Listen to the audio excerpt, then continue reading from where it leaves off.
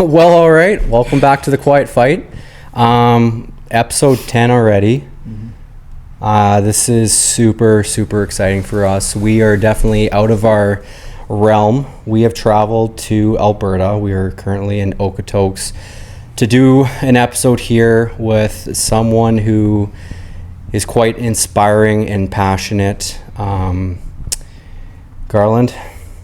Yeah, I mean, Darren graciously welcomed us here. Thank you for bringing us out and letting us ride your horses and experience that, because I don't remember the last. I know I have, but I don't remember the last time I've ridden a horse, and that was a very humbling experience. I can't imagine how much time and practice it takes to be good at it. But yeah, Darren, why don't we throw it to you? Why don't you introduce yourself? Tell us kind of what we're doing here, and we'll go from there. Yeah, so Darren Mitchel. I was born and raised in Saskatchewan. Good family. Not a broken family or anything like that. Two older sisters. My mom and dad were very, very caring to our family. They did what they could with what they had. Yep. My dad was an RCMP officer for 35 years, so we moved around with that quite a bit. I was born in Tisdale, Saskatchewan, and we went to Torquay, Carlisle, Swift Current, Martinsville, Saskatoon area, and then my whole family's back in Swift Current now. Okay. And have been for quite a few years.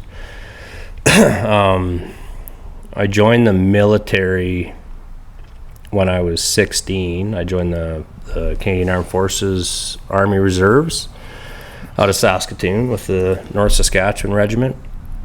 And I did that for 4 years. What led you to do that, Darren?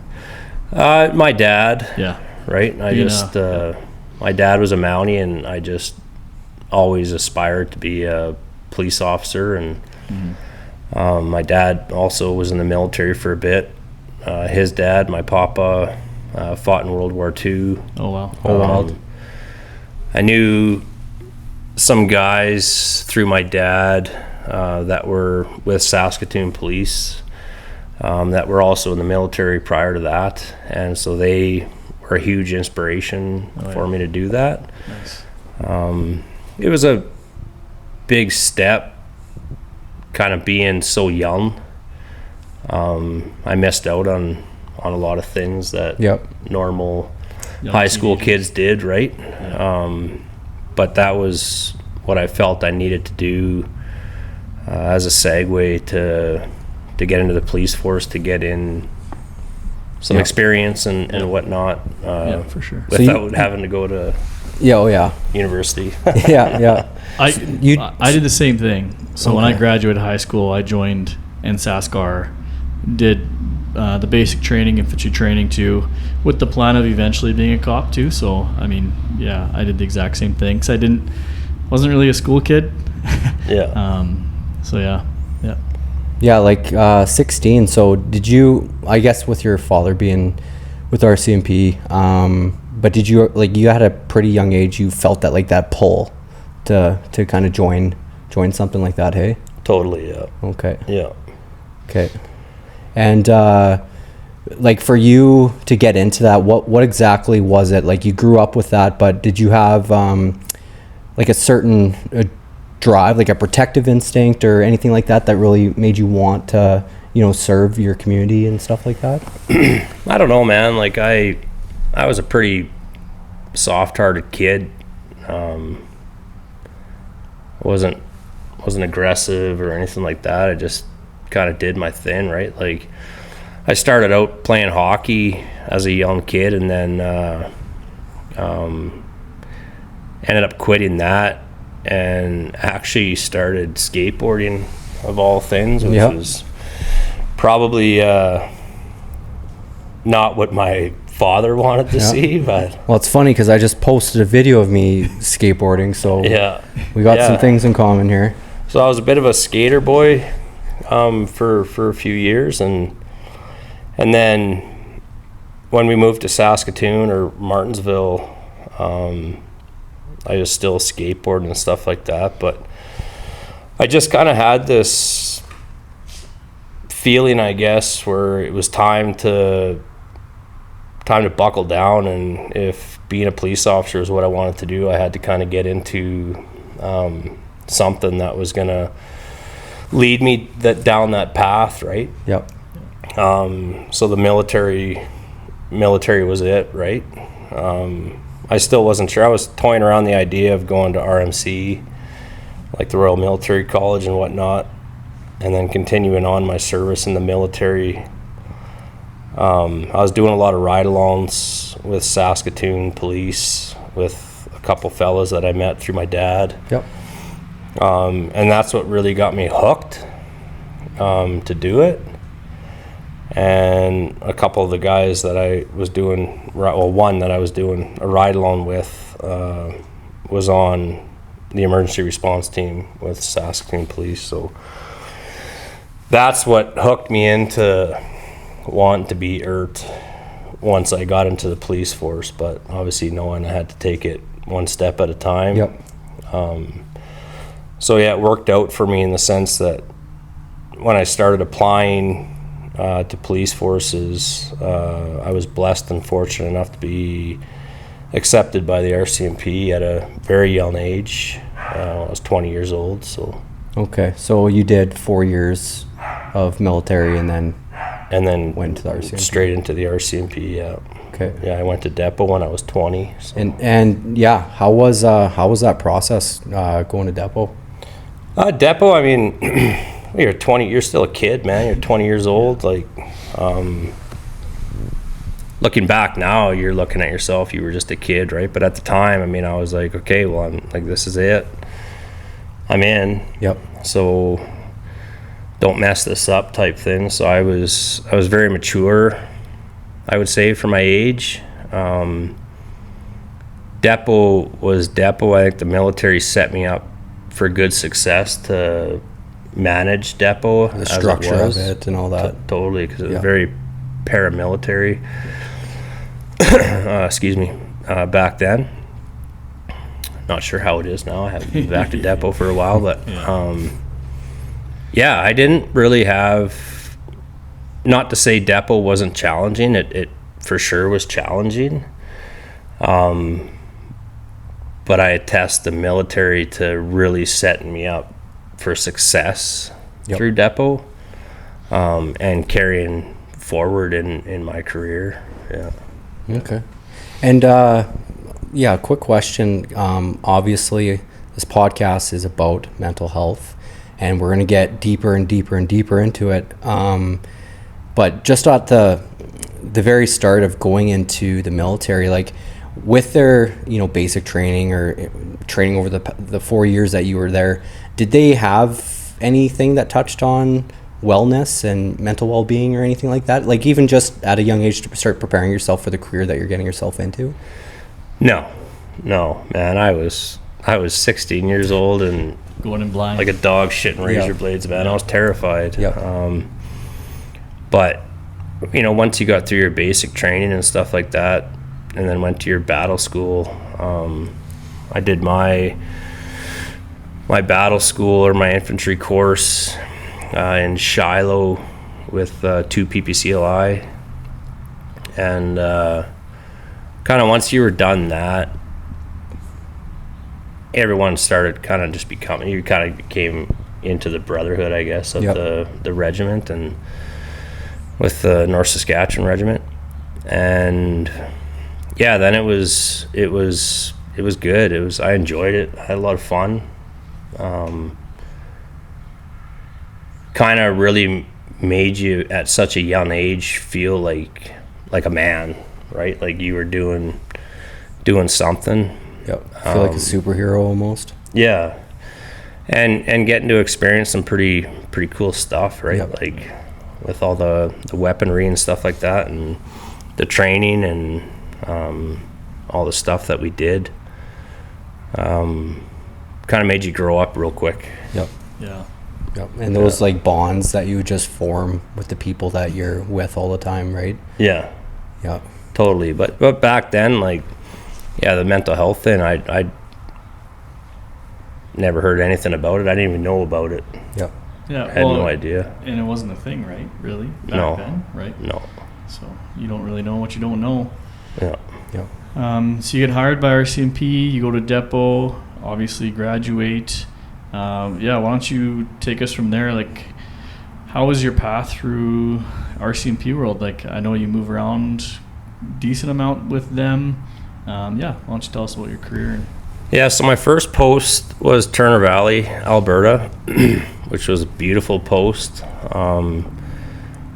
We kind of policed a huge area that policed kind of the richest of the rich. Oh, yeah. Down to middle class to lower class. We had a reserve also that we looked after, Eden Valley, and we had a lot of good calls. Like, the call volume was good, and it was a really good detachment to start at for experience wise. Yep. You got to experience homicides, assaults, so persons crimes, your mischiefs, like everything. Yeah. You kind of got a good rounded out start to your career with regards to investigational stuff. Yep. And then there was a couple times where I saw the ERT team roll through, and I was just completely envious of them. I was like, that's what I want. That's what I need to do. That's what I want to do. I did 2 years in Turner Valley, and then I had a wedding that we went to of a close friend. She was actually my field trainer. And there was a few guys that came down. I was a part of the honor guard for that. And there was a few guys in the honor guard that were from up north, from the Northwest Territories. So I got chatting with them, and it was one of those things that was always in the back of my mind, being so young. I was like, and being kind of like, not scared, but like, man, I've got a pretty prime posting right now. Like, when staffing comes knocking on my door, like, are they going to send me to northern Alberta or ask me to go to some, small town somewhere? Yep. And I was thinking, like, at that point in time, like, if I have a steady girlfriend or fiance or wife, looking at starting a family, I didn't want to do that at that point in my career. So looking ahead, I was like, well, as young as I am now would be the time to just go get that experience in the north. So I basically breathed the word northern service, and staffing was like, yeah, you're good to go. It's all yours. Yeah. Yeah, you're done. So there was obviously more to the process than that, but I did 2 years in Turner Valley, and then volunteered to go to the Northwest Territories. So I transferred up there to a small community called Raedzo, now called Bachoco, and spent almost 3 years there, actually 2 years, 7 months, and 7 days. It was a wild place.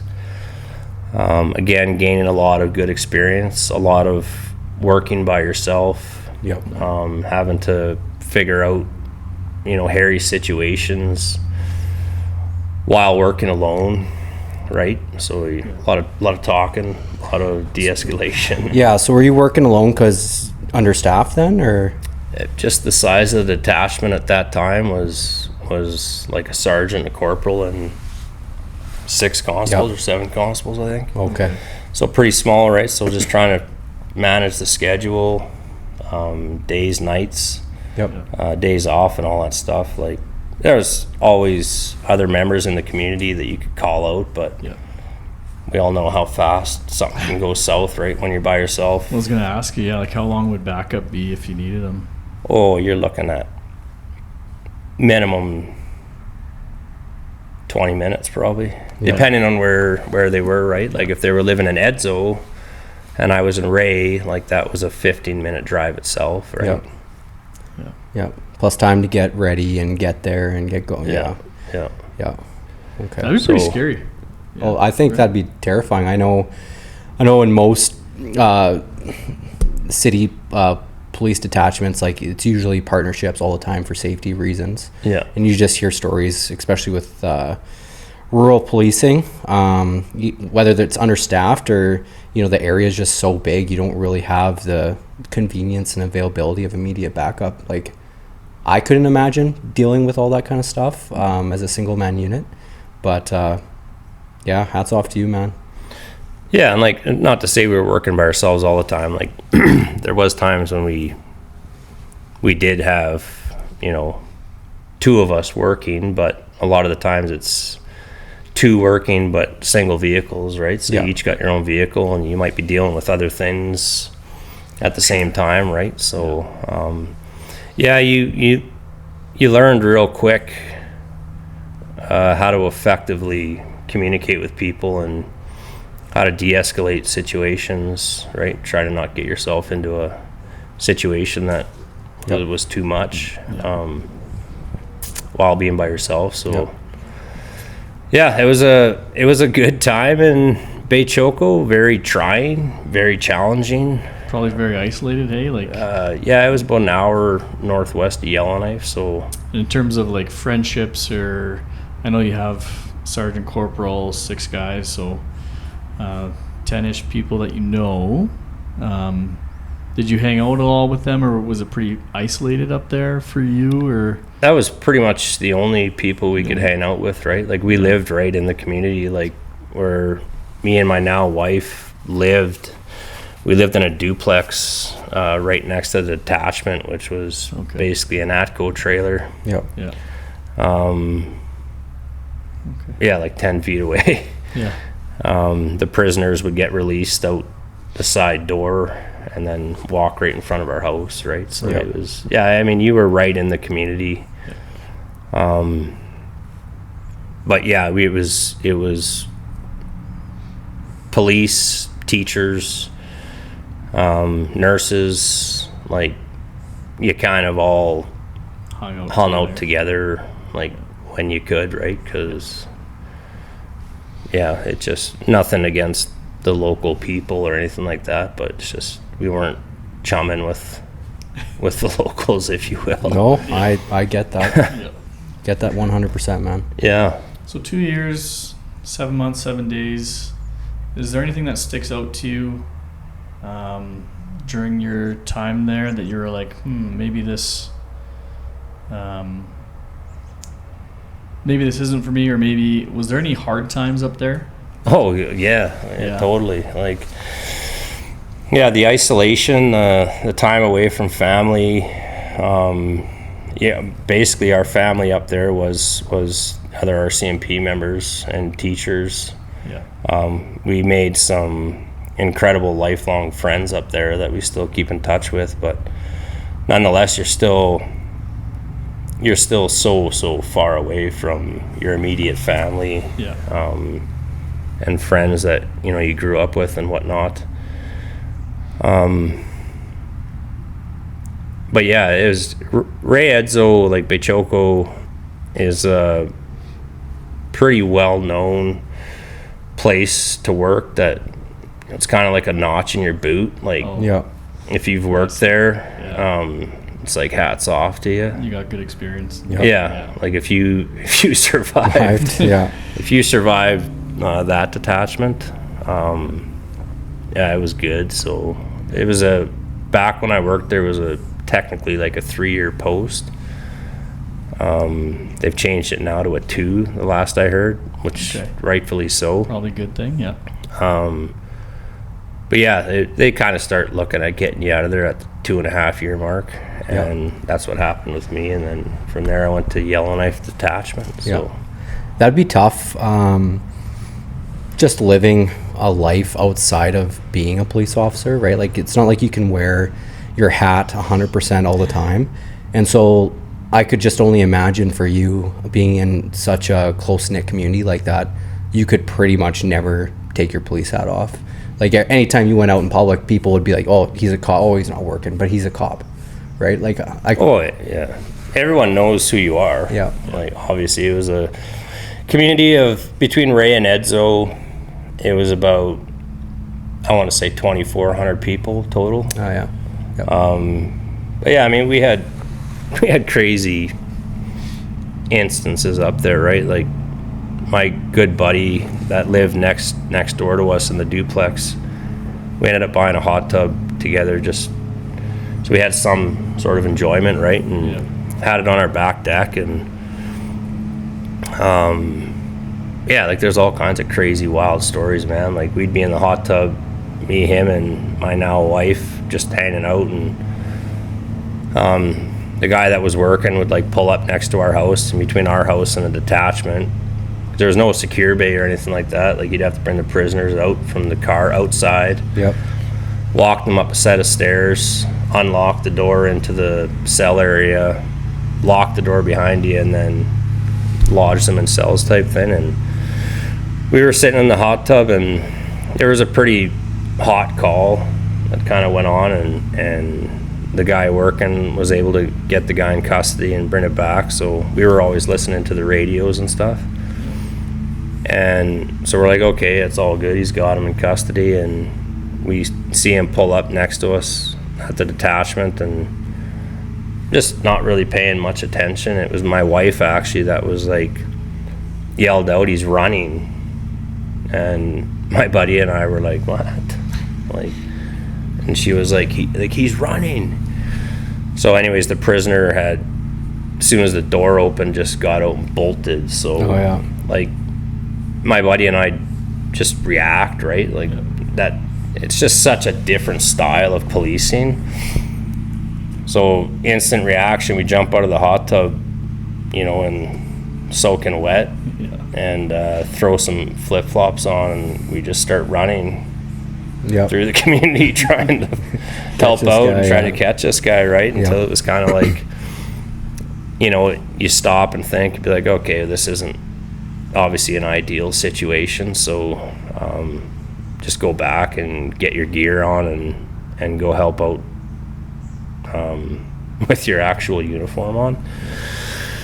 Yeah, so we did that, and I mean, that's one of many crazy stories for sure from that community. But you did what you had to do with what you had, and it was a wild ride. Like the Wild West. So you get the call, they are going to send you somewhere else. Where'd you end up going after?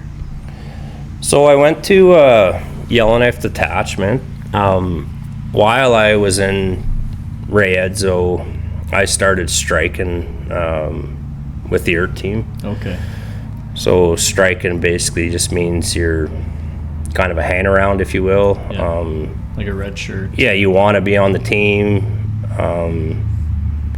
So you just start training with them, and you get, I won't get into it too much, but you get treated like a striker, like you should. Like a rookie, And so there was definitely a pecking order among the strikers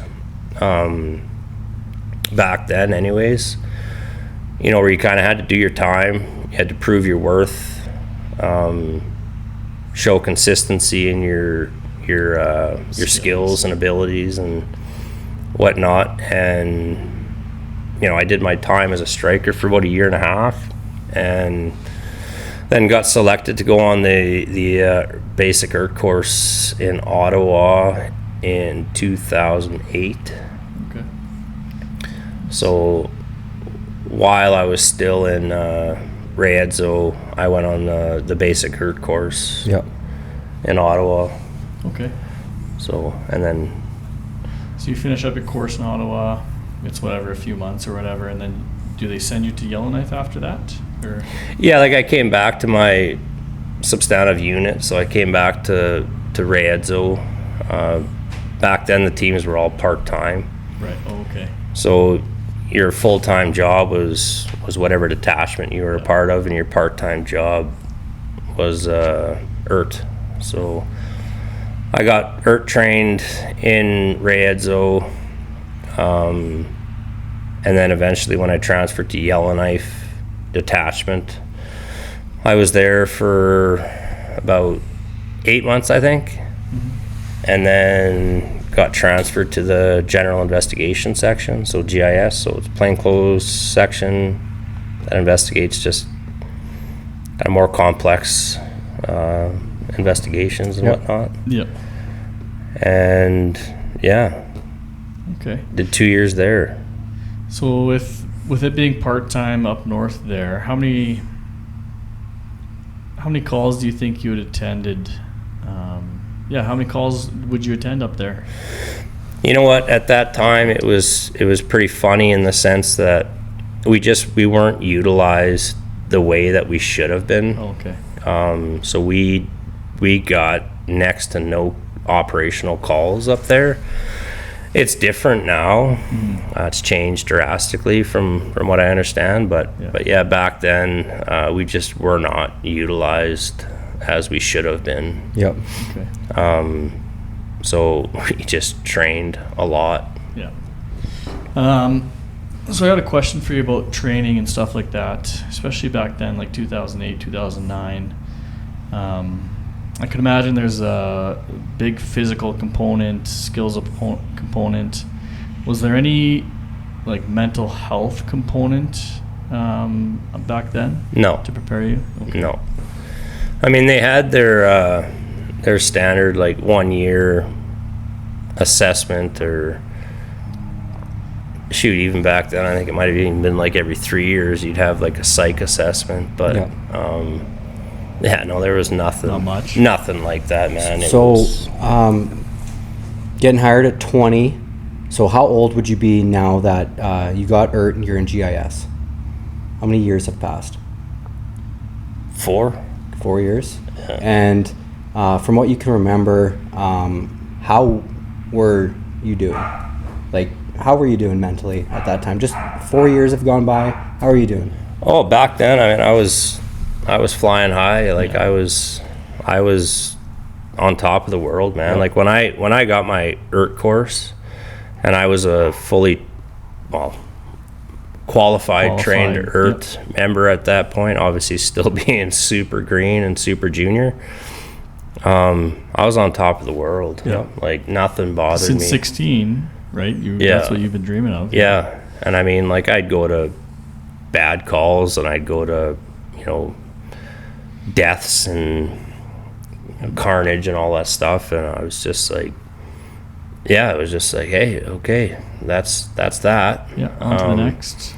It's all good. Like, I feel good. Nothing affected me. Like, right on. It must be just the way it is, right? And nobody talked about mental health back then, right? It wasn't even really a thing that anybody knew about or talked about, right?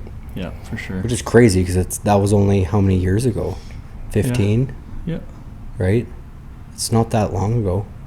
No, we've definitely come a long way since then. Yep. Yeah, but there's definitely room for improvement. Mm-hmm. So you're in GIS in Yellowknife for a while, and then how long were you GIS there, and then when did you go to? I would have been GIS there for about 1.5 years. So I did 2 years in Yellowknife, and then that was kind of like my 5-year stint was coming to an end. And my all-time dream was to be a part of K Division ERT. So Alberta ERT, they were just the teams that were the busiest. They had so many operational calls. They were still part-time at the time, but they were running like they were full-time. They was just always busy, call after call after call. So everyone kind of aspired that I talked to in the ERT world. They were the teams that other teams aspired to be like or want to go to. So that was my dream, to be a part of candid. For sure. So yeah, from Yellowknife, I got a transfer down to Sherwood Park, Alberta, just outside of Edmonton. And yeah, did 16 months there. Was in touch with the ERT team coming out of the Northwest Territories a lot, and finally got my opportunity to try out for their team. So I did that and was successful with that, and then got on to the Edmonton, at the time, Edmonton ERT. Shoot, that would have been in 2013. Okay. 2012. Yep. Somewhere in that area. And then eventually they were transitioning to like a full-time model. So yeah, I did 16 months in Sherwood Park Detachment, which was a huge challenge on its own, because coming from the north to more of a white collar community, if you will, it was really challenging switching gears from, You gotta slow down. the rough and rugged, north, the kind of white collar policing, right? So For sure. it was a huge challenge, that adjustment for me. Yeah. And so by this time, you have quite a few years experience. Your girlfriend at the time, now your wife, how was your relationship moving from place to place, and then now you get your dream job as K Division? How was your relationship growing with your wife? Was there obviously it was good, because we know the outcome of it. But yeah, why don't you talk about that and how family life was affected by kind of your professional life? Well, first off, I'll say kudos to my wife, because she dropped her career at the drop of a hat. She was fresh in her career as a lab and X-ray tech in Black Diamond, Alberta, and then she dropped everything and moved up to literally the middle of nowhere with me, and stuck with me and supported me and just followed me around, right? So when we moved back down to Alberta from the Northwest Territories, she was pregnant with our first daughter. So when I got onto KDIV ERT North, Edmonton, full time, our first daughter Charlie had been born, and she spent the next 8 years as a stay-at-home mom. Okay. So I could fulfill my dream. Yeah, good for her. Yeah, pretty selfless. Yeah, that's very selfless. Yeah. Wow. Kudos to you, babe. Yeah, absolutely. Shout out to your wife for sure. Yeah. So. Okay. Yeah, and then I'll get into the operational tempo of KDIV ERT. Was definitely, it was what I wanted, right? Like, but it was good. It was fast paced, fast running, serious calls, all the things that I wanted, that I was hungry for. I was getting that experience that I wanted. We had our times, right, where there was slow times, where you'd just be biting at the bullet to get another call, right? But all the experienced guys would just say, like, just enjoy the downtime, because the wave's coming. And then sure enough, the wave would come, and then it would just keep coming, and so what's something that people don't really necessarily understand about the ERT role? I know you say it's busy, but what really does that look like if you were to explain it to somebody outside looking in? Well, it's a way of life. Okay. Like, you have to be fully engulfed in and engaged in that role and in that job. Like, it's not just about the operational deployments. It's not about that at all. Like, even on your days off and your time off, like, you're training, right? Like, you're training physically. It's very physically demanding. So yeah, like, your time off or your vacation time, like, you know, for myself, like, I was still making sure that I had 2 hours aside in a day or whatever to get your run in, right? Get your workout in, so that you weren't feeling like you were getting out of shape. Like, and like day to day, like, it was training, right? Like, on top of all the operational stuff, right? Trying to be present while you were at home was a huge problem for me. Because later on, well, even early on, but like my time on KDivert, like, I was married to my work phone or pager at the time. I was just gonna say, like, even when you're off, you're pretty much just waiting for that next call, right? That's all I was waiting for. Even when I was on vacation, like somewhere like in Saskatchewan, back at home, like with like, I was attached to that phone like it was an addiction. Right? Like, I was just waiting for it to go off, or I'd still be talking to guys at work, right? Like, just totally not present and actually taking the time to decompress. Right. I was in it. Like, that's the best way I can put it. I was married to my work phone. And is that a self-reflection thing now looking back, or while you were in it, did you know that you were doing that without, like, intentionally doing it? Looking back now, like, yeah, like, it had been brought up to me by numerous people, like, put your phone down, like, you're off, like, but I just couldn't, right? So back then, did I know that it was a problem? Yeah, I could kind of say that I knew I shouldn't be that attached to my phone. But mentally, I was just like, I had to be. I didn't want to miss anything. I wanted to be there, right? Like, for sure. I couldn't disconnect. I could not disconnect from the job, right? It was my dream job. It was what I had aspired to be. I say my whole life, but like, I was in that job, right? So I was like, that's all I wanted to do. That's all I wanted to do. And yeah, paying for it now. Oh yeah. You know? So looking back, yeah, I had to shut the thing off.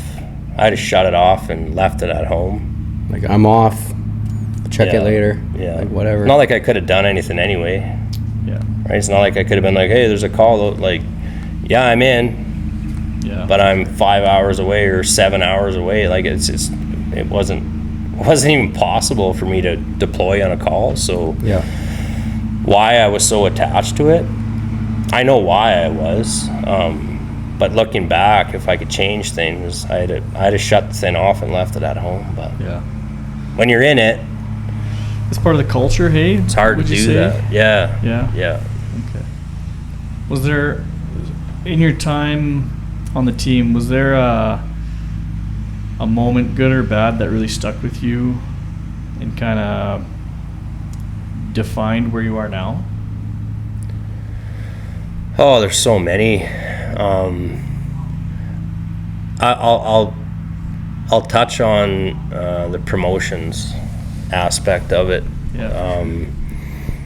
You know, to get the opportunity and the privilege to be a part of such a great program and a good team, and getting that operational experience, to get promoted within that team was a pretty huge deal. But it came with its downfalls too, right? But Yeah. you don't know that at the time, right? Like when you've got a bunch of guys within the same team shooting for 1 promotion or 2 promotions, Oh yeah. right? And there's a pool of, say, 8 of you. There's only 1 or 2 jobs. That caused some unnecessary issues, if you will, right? If you can imagine, like internally, like yeah. Because obviously everyone wants the promotion.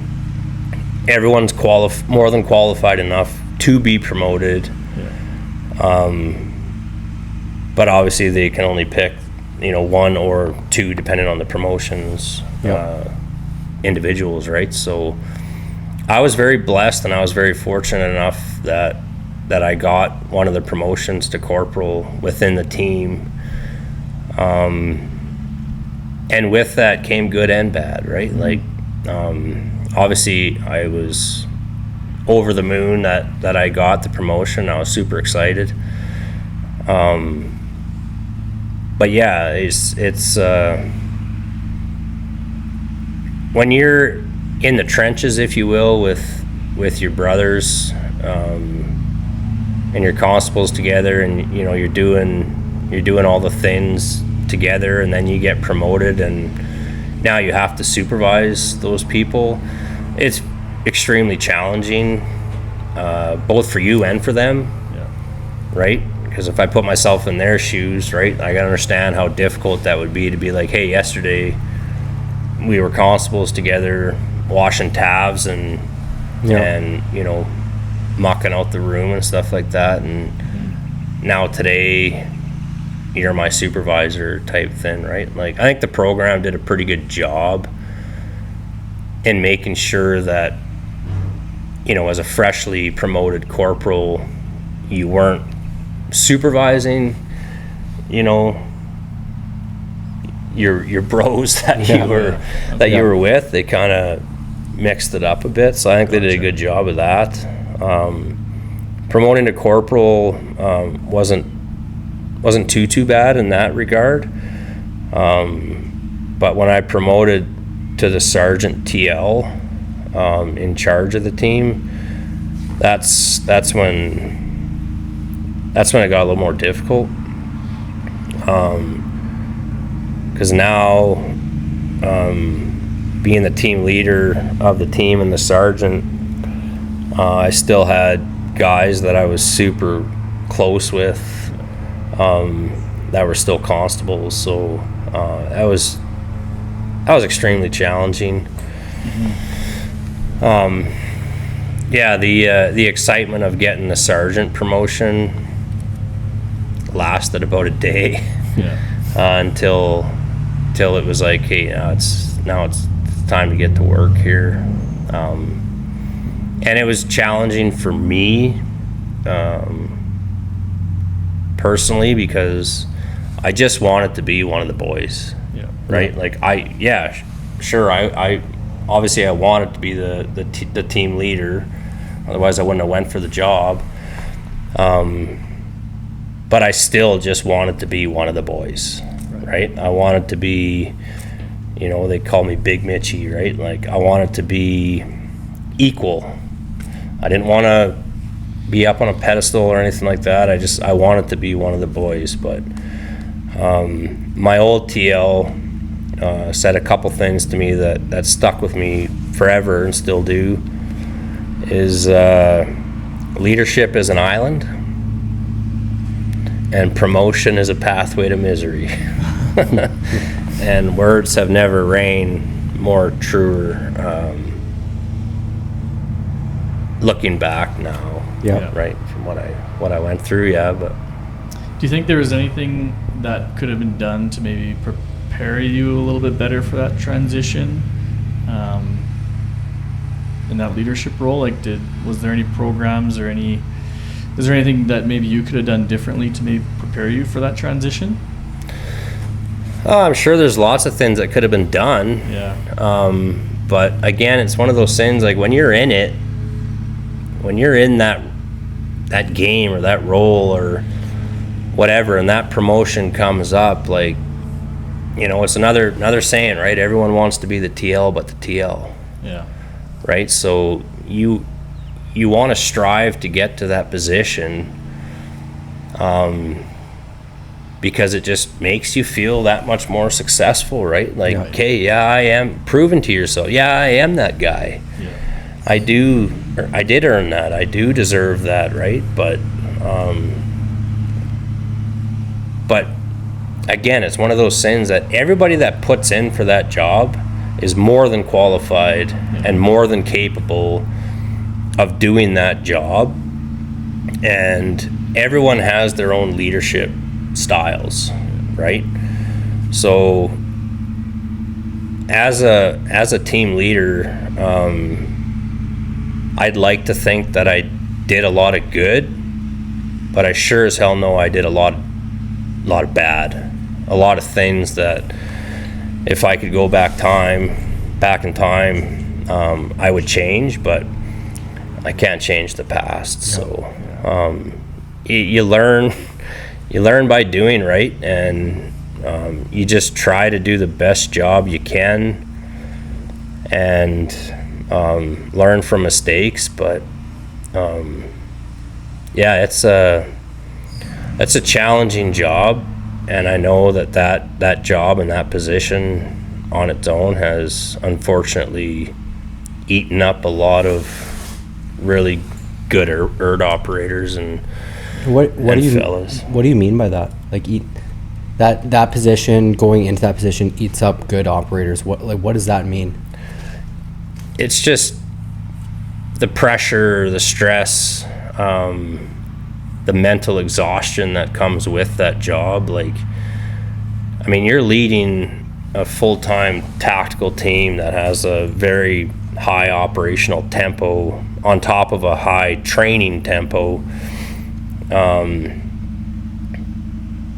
It's just so much pressure that lies on your shoulders as the team leader that people don't really realize until you've experienced that job, that specific role. It's just, it crumbles guys, right? I mean, we're all human beings, right? There's only so much that a guy or gal can handle before you get those pressure cracks, right? Yeah. And was that pressure immediate, like immediately felt, and it was something that was like, oh shit, something's going on here, maybe I should talk to somebody? Or was it kind of like a couple months, years go by, and for whatever reason, maybe you had lost interest in the things you'd like to do, or you're just feeling a little bit down? Or PTSD was talked about like back then in like the early 2000s, like the 2008 kind of era. But a lot of times back then, people were scared to talk about it, right? Or they were denying that they had that, or were good to go. And especially in the ERT world, like scared to get your tools taken away. Yeah, like we had guys, prior to my time that had gone and got diagnosed with PTSD, and they were removed from the team, right? Like, it was like an illness where it was like, no man, you're not mentally good to go. You gotta leave, right? And you want to talk about crushing guys, like. Yeah. Do you think that's the best for him? So then, probably not. Moving forward, like, nobody said shit, man. Yeah. Because it was like, if I say anything, dude, I'm gonna get kicked off the team. If I say anything, like, I'm fucking done. Like, man, guys just buried shit, right? And it's not that you're incapable of doing the job. It's just that you're having these struggles that just need to get worked on. Yeah, and I mean, even when I started having my struggles, like, I was in denial. Like, it was my wife was the one that told me, like, you need to go talk to somebody, right? Like, I was super irritable, agitated, like snappy, coming across like angry, like, just snap at the drop of a hat. And for me, I was just like, it's just stressed out. Yeah. A lot of stuff going on. It's all good. It's normal. I'm fine. Like, I'm good to go. But from the outside looking in, people are looking at you like, dude, what the fuck is wrong with you, man? Like, you're acting crazy. Yeah. And so, it was, my wife in 2013 was like, you need to go talk to somebody and sort out what's going on here, because this is not cool.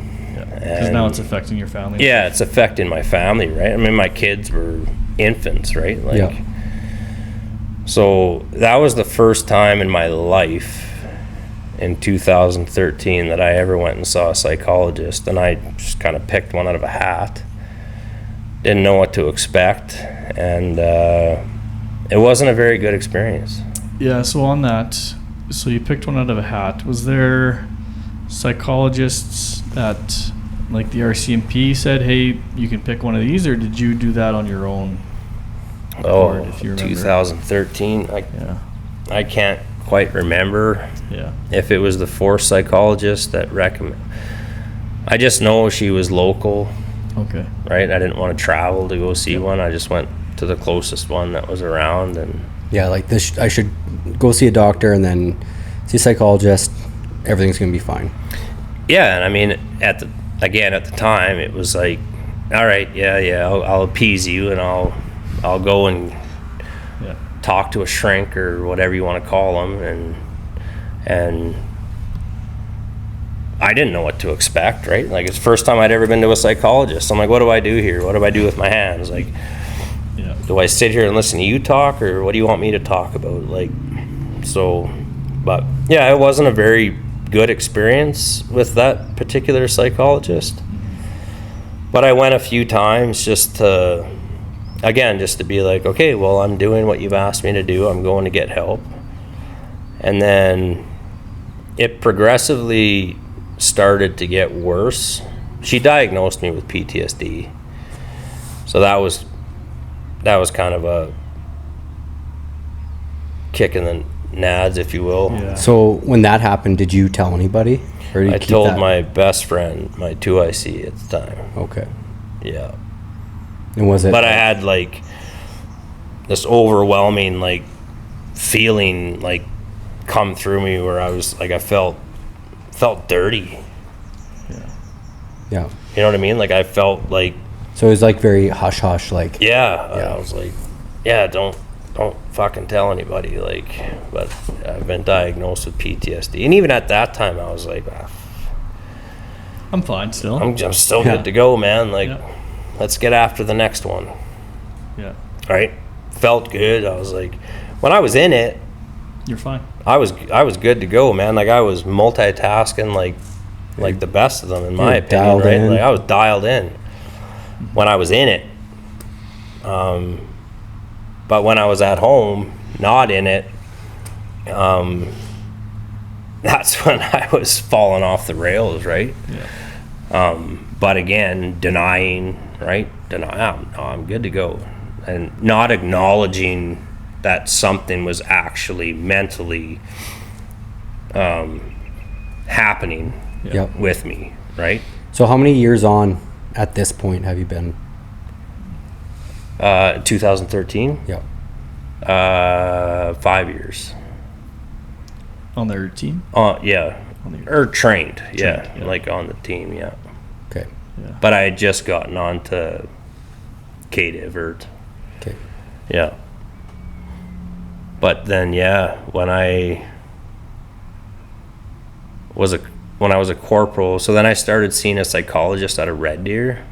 Mm-hmm. And then it was kind of becoming more open, because I was traveling from Edmonton to Red Deer, sometimes on shift, to go see a psychologist. And I'll never forget sitting there with her, and that was the first psychologist I kind of resonated with and acknowledged that she was there to do a job, and I had talked to her for a while or whatever, and she looked me in the eyes and she told me that I was a very sick man.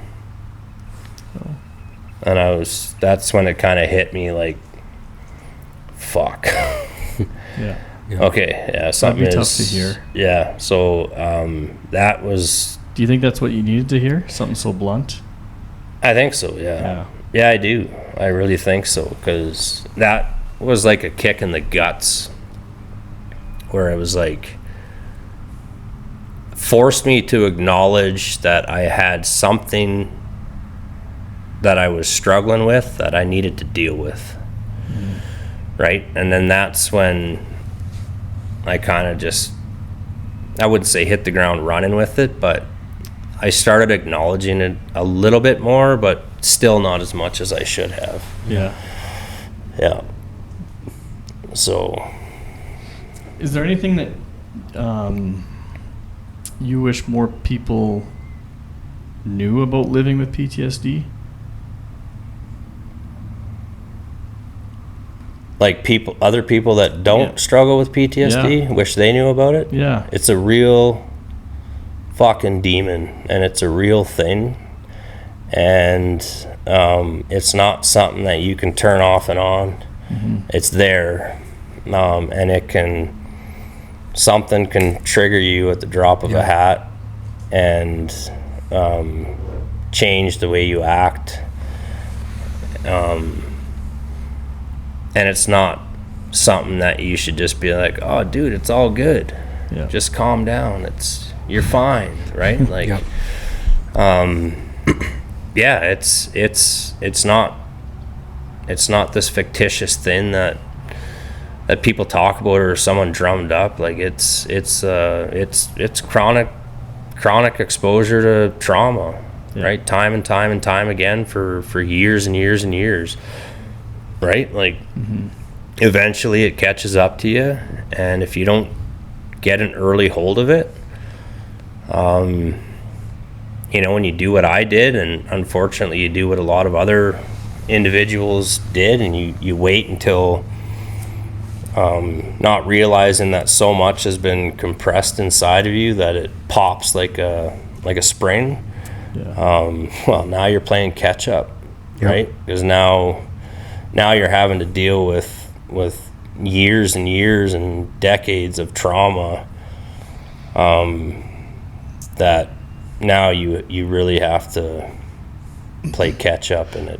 Yeah, I got a question. I know PTSD is frustrating because it comes out in irritability, anger, that type of stuff. And then people just kind of, he's just an angry person, or he's just grumpy. He's just grumpy. Yeah, you know what I mean? And it's frustrating because it's a real thing, and lots of men have it that maybe don't realize it yet. And I feel like there's still a stigma attached to it when it doesn't have to be. Yeah, is there anything you would like to say on that? Like, just for the average Joe who, isn't a first responder, that you could maybe just say to them and maybe just show some grace. You know what I mean? I don't know if this is a good example, but I remember yesterday when you and me were going out for dinner, and I guess I haven't told you, but yeah, we were just going out for dinner and we were asking for directions or something like that. And this guy we were talking to him, and I was listening to him and looking at him pretty intently because he was telling me directions, and he just looks at me. He's like, "Why do you look so mad?" He said, "Why are you angry?" Yeah, why are you angry? Yeah. And like, I've gone through my trauma, and there have been times where I'm not doing well, I'm not dealing well, and maybe I was angry or upset, right? But it's because of a lot of things, and my journey's been good, and I've been more positive and stuff. But just to like hear somebody say that back to me when I was in a relatively positive mood yesterday, I was fucking triggered, man. I was really upset. I was mad. I was like you don't know who I am, like you don't know what I've been through. Yeah. Of course it was an accident, or he doesn't know me, right? But I don't know. some things you just get triggered, right? Yeah. And so like showing grace, I don't know. It's like treat people how you want to be treated, I guess. Yeah. I wouldn't go to a random person and be like, hey, why do you look so angry? I don't know. Yeah. Just my thoughts. Yeah, you never know what someone's going through, right? You never know what someone's going through in their current circumstances, their past, or something that's bothering them that's coming up in the future, right? Like, so yeah, and just knowing that it's okay not to be okay. I mean, as cliche as that sounds, right? Like, and I know there's a lot of women out there that have their own struggles and struggle as well, but as men, I'll just talk, and as a man, we'll talk about men, but generally speaking, and historically, the man is, the provider and the protector and all the things, right? And they show no weakness, right? It's like, I always think of like a lion's pride. If you're familiar with how lion prides work, like, there's the leader of the pride, or the alpha male,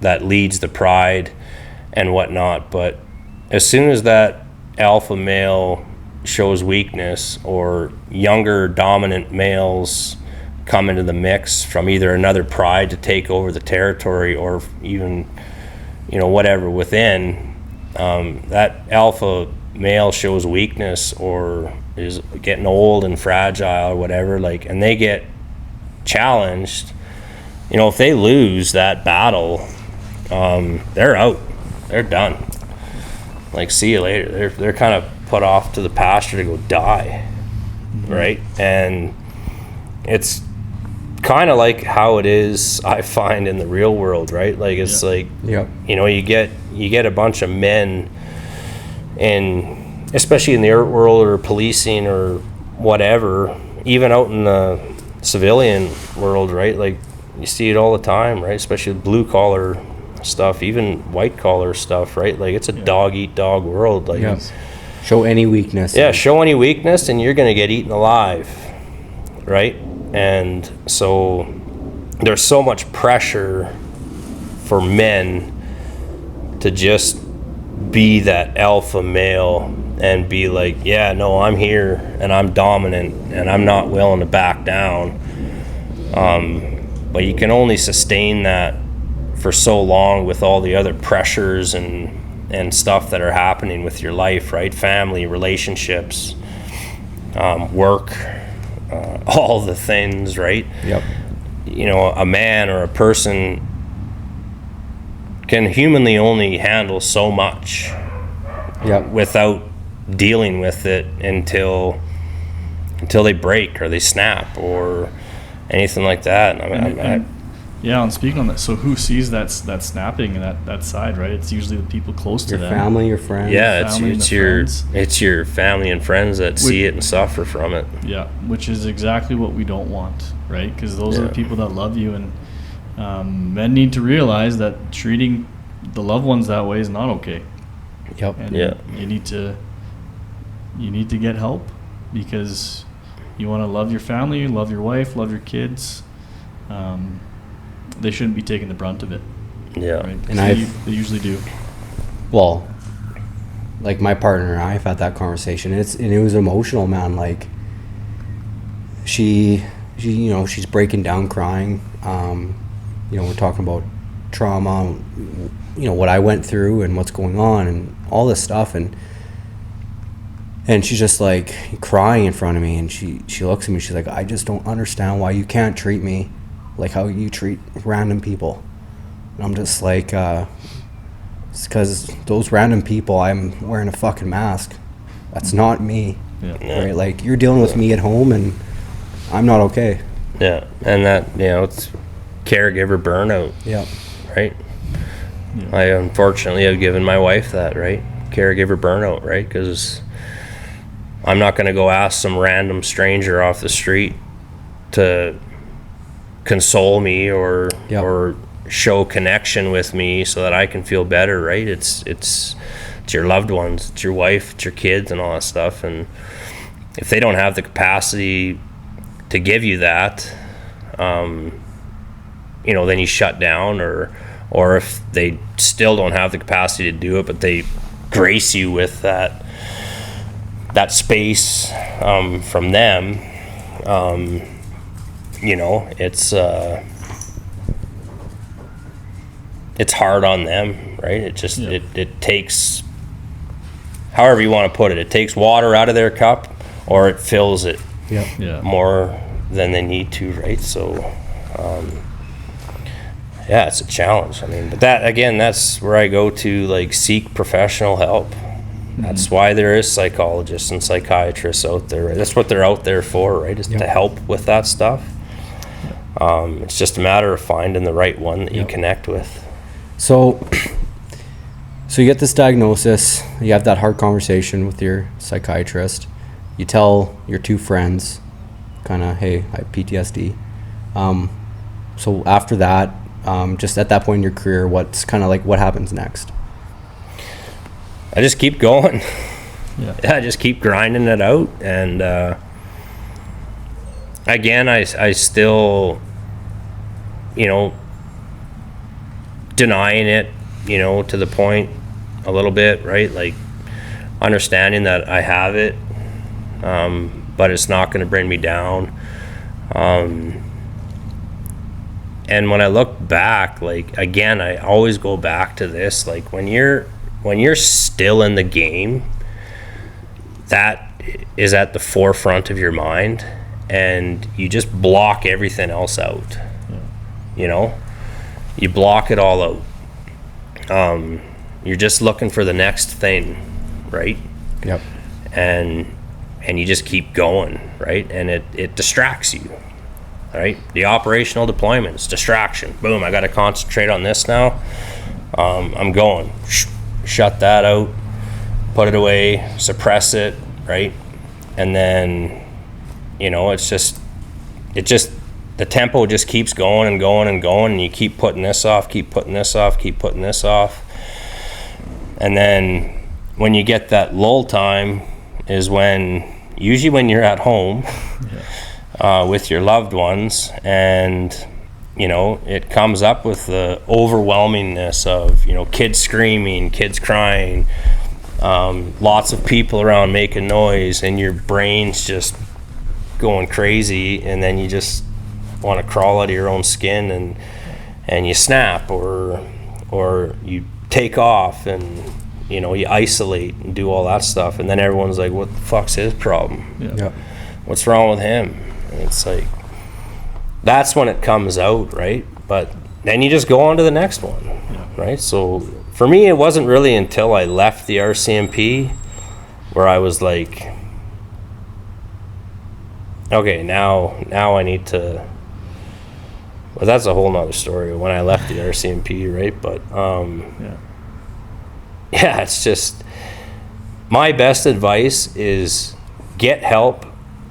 Even though you might feel good, even though you might feel like, yeah, I'm good to go, nothing's bothering me, right? Like, yeah, that traumatic event that I was a part of, or that critical incident I was a part of, or, you know, that crazy trauma that I saw the other day, yeah, that was cool, eh? Like, you see that? Like, that doesn't bother me.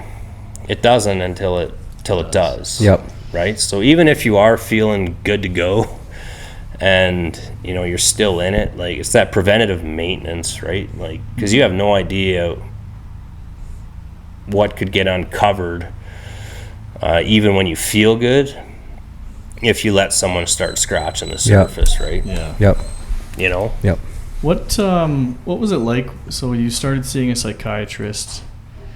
Were there, and you don't have to say any specific calls or anything like that, but how did your brain compartmentalize that? Like, did you remember most of the stuff, or was there stuff that, like, slowly were like, oh yeah, this happened, oh yeah, this happened, or did you just have it all in memory,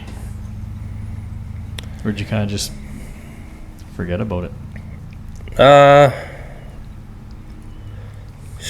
And I don't know, I think it's all like in there. It's just whether or not you acknowledge that it's there or not. Yeah. Okay. Yeah. Do you know what I mean? It's kind of like jumbled all together as this like ugly thing. It's right? it's all there, but until you offload it, right, process it, and all that stuff, it's in there. Yeah. It's in the vault. You know. So. So yeah, how did PSD affect your family life? Like specifically, was still working? I know we talked about snapping and stuff like that. Was there anything that like stood out as like, hey, this can't be happening? Yeah.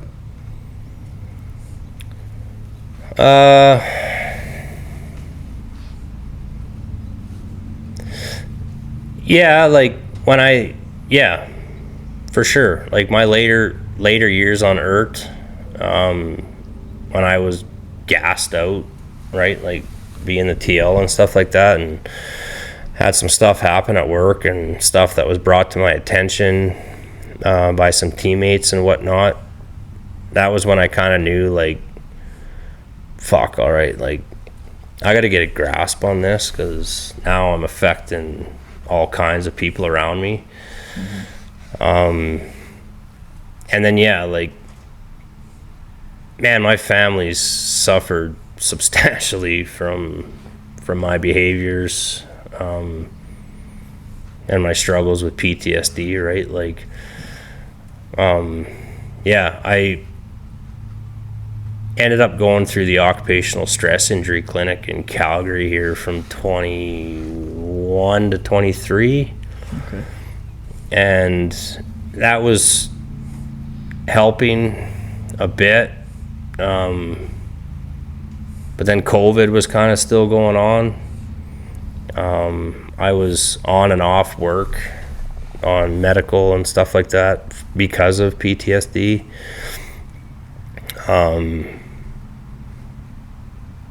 But yeah, I can kind of get into like what happened during COVID. Sure. Yeah. Absolutely. Yeah, so I ended up leaving the team in Edmonton in 2019. And then I got a transfer down to ACERT, so the Alberta Serious Incident Response Team, so which I was super excited about. But I just went from one frying pan to the other. Oh yeah. Essentially, right? So went from, all the critical incidents and all that stuff, and you went from being a part of all the critical incidences to now and having to investigate them. Yeah. So that was super challenging as well. It was exciting at the start. But I remember like my first shift with ACERT, like I was shitting razor blades, man. Like I was so nervous. And but again, I chalk that up to like some of the symptoms that I was experiencing, right? Like because it shouldn't have been something that I was so amped up about. Yeah. But I was. And then COVID hit, and we started working from home, and that was when it was kind of socially acceptable to be drinking on your driveway at like 10 a.m. Oh yeah. Mm-hmm. And that's kind of when I really started suppressing my symptoms and my PTSD with substances, right? Yep. So which is it just spirals out of control, right? It totally spirals out of control, and I know that it's a go-to for a lot of folks out there. But yeah, it's a dangerous, slippery slope. Well, I know from experience. Did you notice that was kind of increasing in your behavior, or did someone else notice that? Because for me, it was friends, family started pointing it out? Yeah, it was definitely other people, right? Again, it's my wife for sure, because I spend the most time with her, obviously, and she sees me every day and how I'm acting and stuff like that. So yeah, I came to the point where, after a week of like, okay, this is fun, like, everyone kind of stopped doing it, but then I was still doing it, and she was like, okay, maybe we'll tone her down a little bit, like, right. But by that point, like, I was treating it like medicine. Yep. Right? It wasn't that I was just wanted to drink. I was drinking to feel better, suppress the demons, right? Like, just to feel normal. Yep. Right? It was the only thing that was working that made me feel normal, right? Yep. It was a negative thing that was giving me immediate positive results. Yep. Yeah. Right? And so how long did that go on for? That went on for a good couple years, yeah. Did it? Yeah. And then I eventually had made the decision to medically retire from the RCMP, and then we had a bunch of like traumatic events happen within our family, right? My wife's father passed away suddenly in Croatia. They were kind of on their dream vacation, and he came up sick, and my wife and sister-in-law flew to Croatia to be with their dad and their mom, and unfortunately he ended up passing away in Croatia. Yeah. So that was beyond devastating for my wife, her family, and myself and my family. And then shortly after that, her grandparents passed away, which was her dad's parents. And then on April 9th of last year, my best buddy, who was a firefighter with Winnipeg Fire for 18 years, took his own life. Wow. So that it just kept piling up. Yeah. And it was like we couldn't catch a break. Yeah. Right? And after my father-in-law passed, and everyone just kept dying on us, if you will. When I got that news, I'll never forget that day. That Preston was gone. That was it, man. I was like, the cup was now overflowing with the faucet on full blast and no way to shut it off. Yeah. Right? So, man, I just fucking cratered. Right? So that's when I really started drinking. And I mean drinking. I wasn't drinking just to suppress. Now I was drinking to fucking completely numb myself. Yeah. Every day, all day. From the time I woke up till the time I went to bed, man. So it was no longer having a few beers to take the edge off and feel normal and kind of get some motivation to do stuff and be happy-go-lucky. I was at rock bottom, and I was still fucking digging, man. Yeah. Sitting in my truck, just listening to music, crying my eyes out, drinking, right? Hiding it, sneaking around to go, alcohol had become the only thing I was concerned about. It was running my life, right? It was wake up, when's the first opportunity that I can have a beer, right? When's the next opportunity? I'm out of beer. How am I going to get more? And it was hiding it, and it ended up, literally almost ruined my life, ruined my marriage, ruined my relationships with everyone. So yeah, that's when I realized that it was a major with all the problem. stuff you've had to deal with in your work life, and now you have these personal life stuff going on, man. Like I can't imagine. I can't imagine. Go ahead, buddy. Well, I was just gonna say, like, there's a lot of significant events that happened in a short amount of time. It's a lot of, traumatic events to unpack and to talk about. But did you have anybody at that point in time that you felt comfortable enough to be vulnerable and, hey, this is how I feel, this is what's going on? Man, I was so far gone at that point that I had given up. Like, I was accepting of death. I was going to bed at night being like, okay, tonight's the night that my liver gives out and I don't wake up in the morning and it's all over and done. Everyone can live happily ever after without me. I'm just a burden. I'm ruining everything. I'm failing at everything. I was a pity party, man. It was a complete pity party on my part. But I just, at the time, I was so far gone, and I had lost all my tools to deal with the trauma and deal with everything. The way I kind of put it to people was like, someone comes and asks you to build them a shed, but you got to use their toolbox. And you're like, yeah, okay, I can do that. I can build you a shed. That's easy. And you open the toolbox, and the only thing in there is electrical tape. Yeah. Right? There's no drills. There's no screws. There's no measuring tapes. There's no levels. There's no nothing. Well, how the fuck do you expect me to build a shed? So that's where my toolbox was at.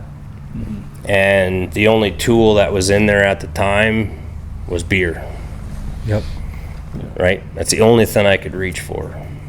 I had lost everything else. I didn't know how to find it. I didn't know what else to do. So yeah, man, I was in a very, very, very dark, vicious place, right? And I literally was what I would consider minutes away from losing absolutely everything that means the most to me. Yep. Man, yeah, that's tough, and I'm sorry you had to go through that. How did you get out of it? I had a couple close buddies, old teammates from ERT, call me out of the blue. Hadn't talked to them in a long time, so I was super excited to talk to them, but at the same time I was like, don't want to give too much. Fucks up, man. Why are you calling me? Right? In my head, I'm thinking like, something's up. Right? I knew something was up. I was at that point where I knew that I was at the end of my rope. I knew my wife was at the end of her rope. My family was at the end of their rope, like, with me. So I knew what was up. I knew that there was, whatever you want to call it, an intervention or something was coming. So they were like talking to me about this inpatient treatment facility, and it had been offered to me a couple times before. Totally flat out denied, like refused it. I was like, fuck, not a chance. I can't be away from my wife and kids and my horses and all that stuff for that long. So don't even bring it up again. It's not happening. This time, I knew something had to give, and I had to give in to it. So I agreed to go to this inpatient treatment facility that was supposed to be specific for first responders and military in Nanaimo, BC. And man, as soon as I told my one buddy, yeah, I'll do it, shit, I think it was within a week or two, I had a date to like go there. Yeah. So yeah, I flew out there. I was escorted there by one of my very close buddies. Another old ERT teammate flew me there, just because my anxiety and all that stuff. I'm like, there's no way that I'm going to an airport, Calgary International Airport by myself and get myself through security and all booked in and stuff. I just mentally, I wasn't capable of doing that. So that's where I'll give, good credit to the RCMP, because they didn't even hesitate. They're like, yeah, we'll pay for your, he's an RCMP member as well, but we'll pay for him to go and escort you there and all that stuff. That's awesome. So, yeah, that's amazing. But For them. And how was your experience going to that treatment center? That's a loaded question. I won't get into it too much. It definitely wasn't what I was expecting. It was obviously scary as hell, right? You're going there by yourself and you're having to meet new people, and you're in an inpatient treatment facility, right? So it's like, it was scary, but it wasn't what I was expecting for sure. Had a lot of bad experiences there.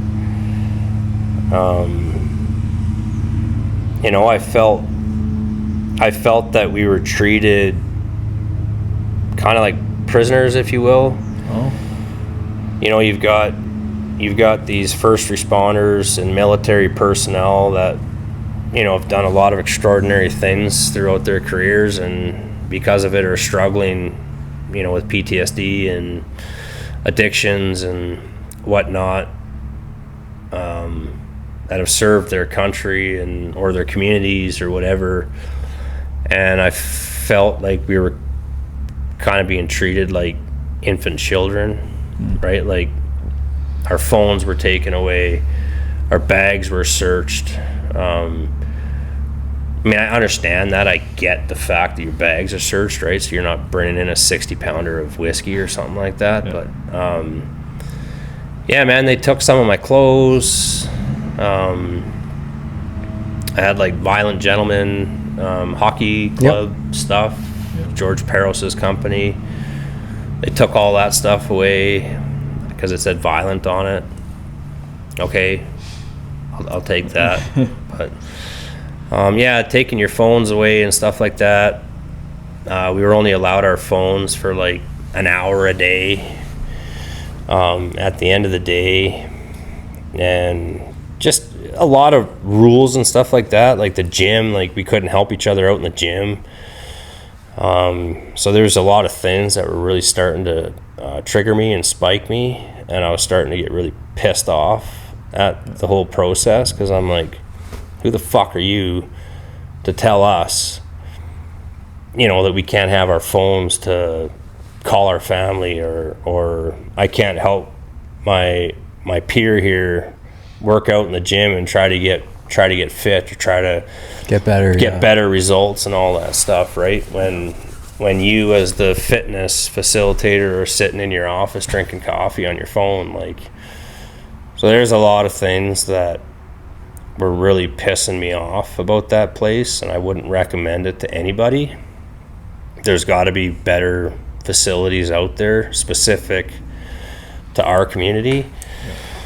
But my two psychologists that I have now came out and visited me or whatever, see how it was, take a tour, and had a really lengthy conversation with them while they were there, and kind of gave them the lowdown of what was going on and whatnot. And my one psychologist just basically looked at me and he said, "Hey man, just get through this and we'll look after you once you get out." But he's like, "You got to give me a win. Okay. Just give me one win." And I was like, "Well, I'm sober." And he was like, "Perfect, boom. That's all we needed." Yeah. Right? So there was positives that came out of it, but it sure didn't even scratch the surface for my trauma. No. Not even a little bit. And has there been anything that you've been able to do that has been scratching that surface? Yeah, seeing my psychologists that I have now out of Sylvan Lake. Yep. Yeah, they've been outstanding. So I see them once a week. Nice. If not both, at least one of them once a week. And yeah, they've done wonders. Yeah, Nice. I That's awesome. consider them. I mean, it took me 13 years to find psychologists that jive for me.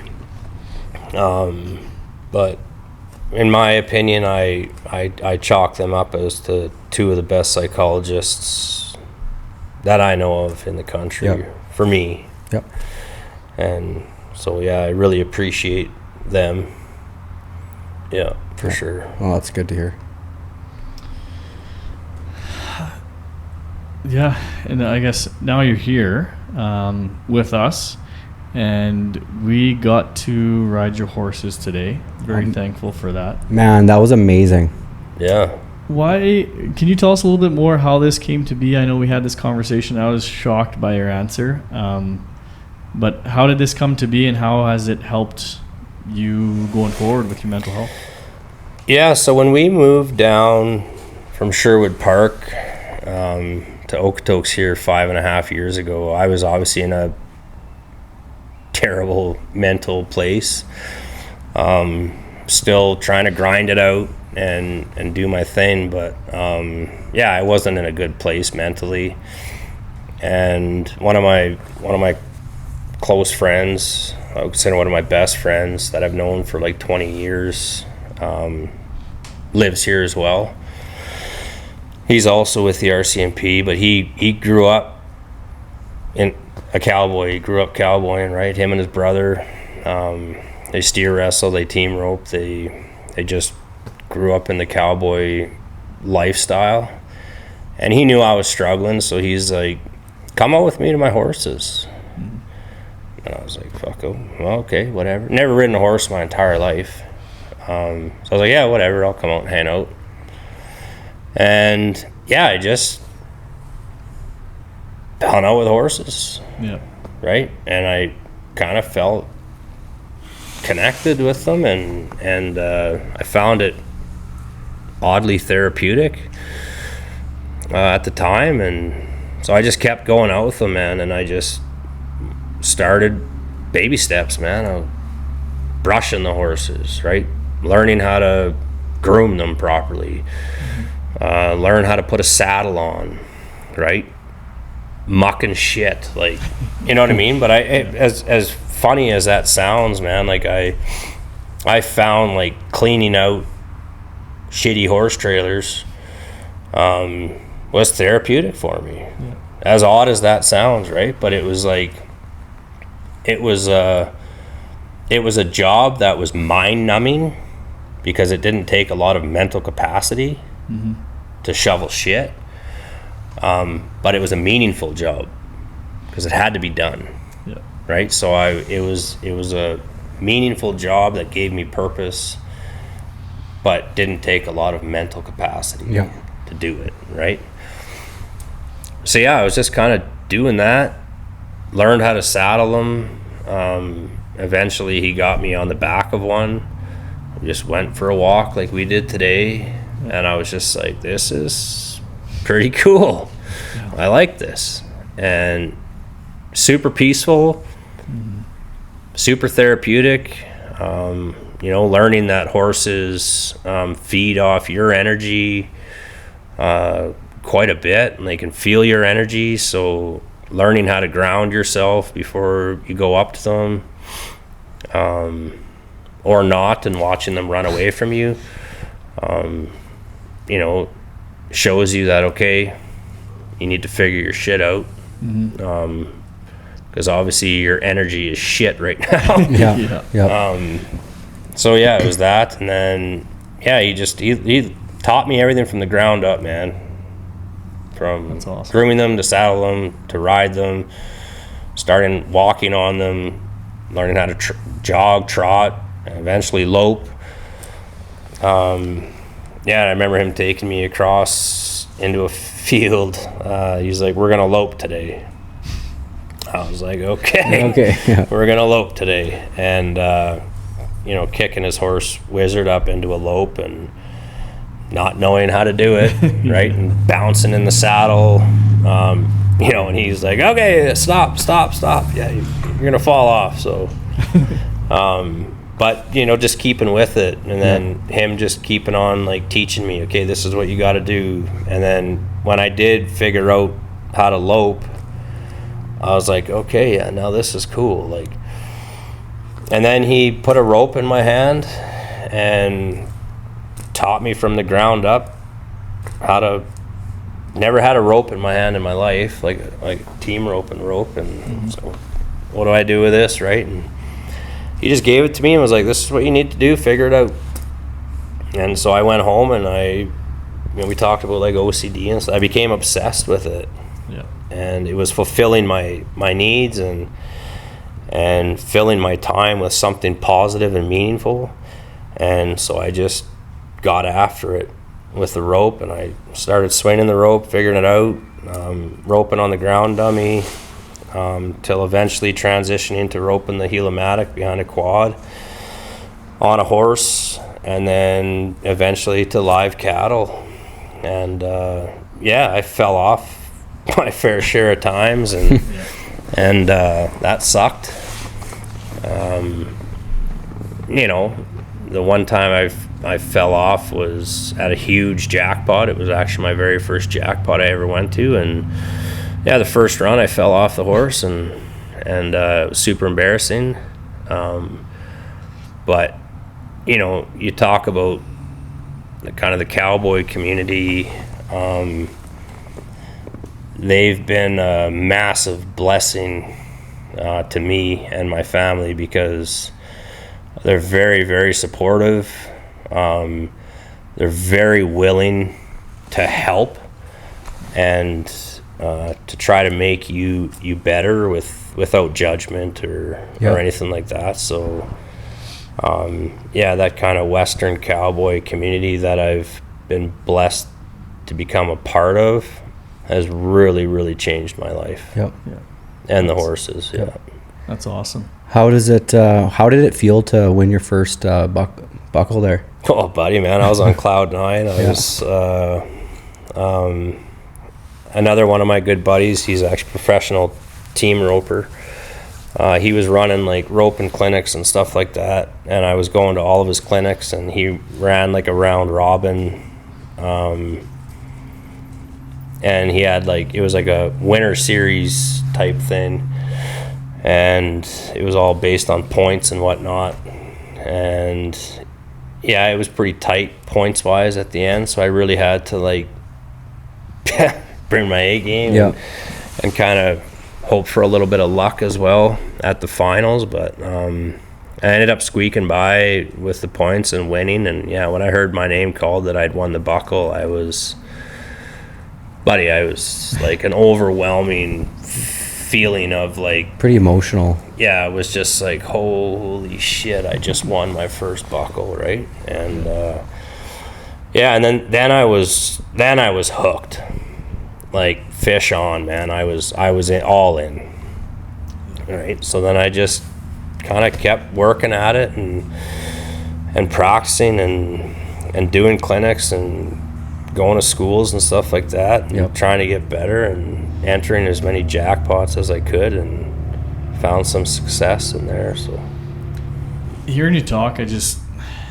men need a sense of purpose, right? Like, I think that is something that I'm going to say rely on, but I don't know if that's the right word, but, like, a sense of purpose.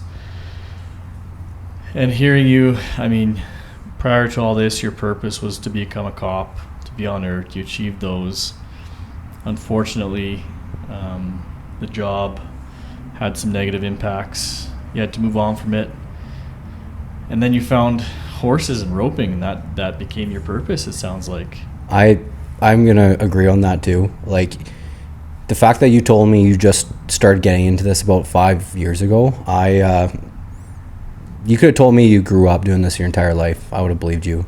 Because, like, you live and breathe it, man. I can, like, as soon as I met you, I was just like, Yeah, that's a cowboy.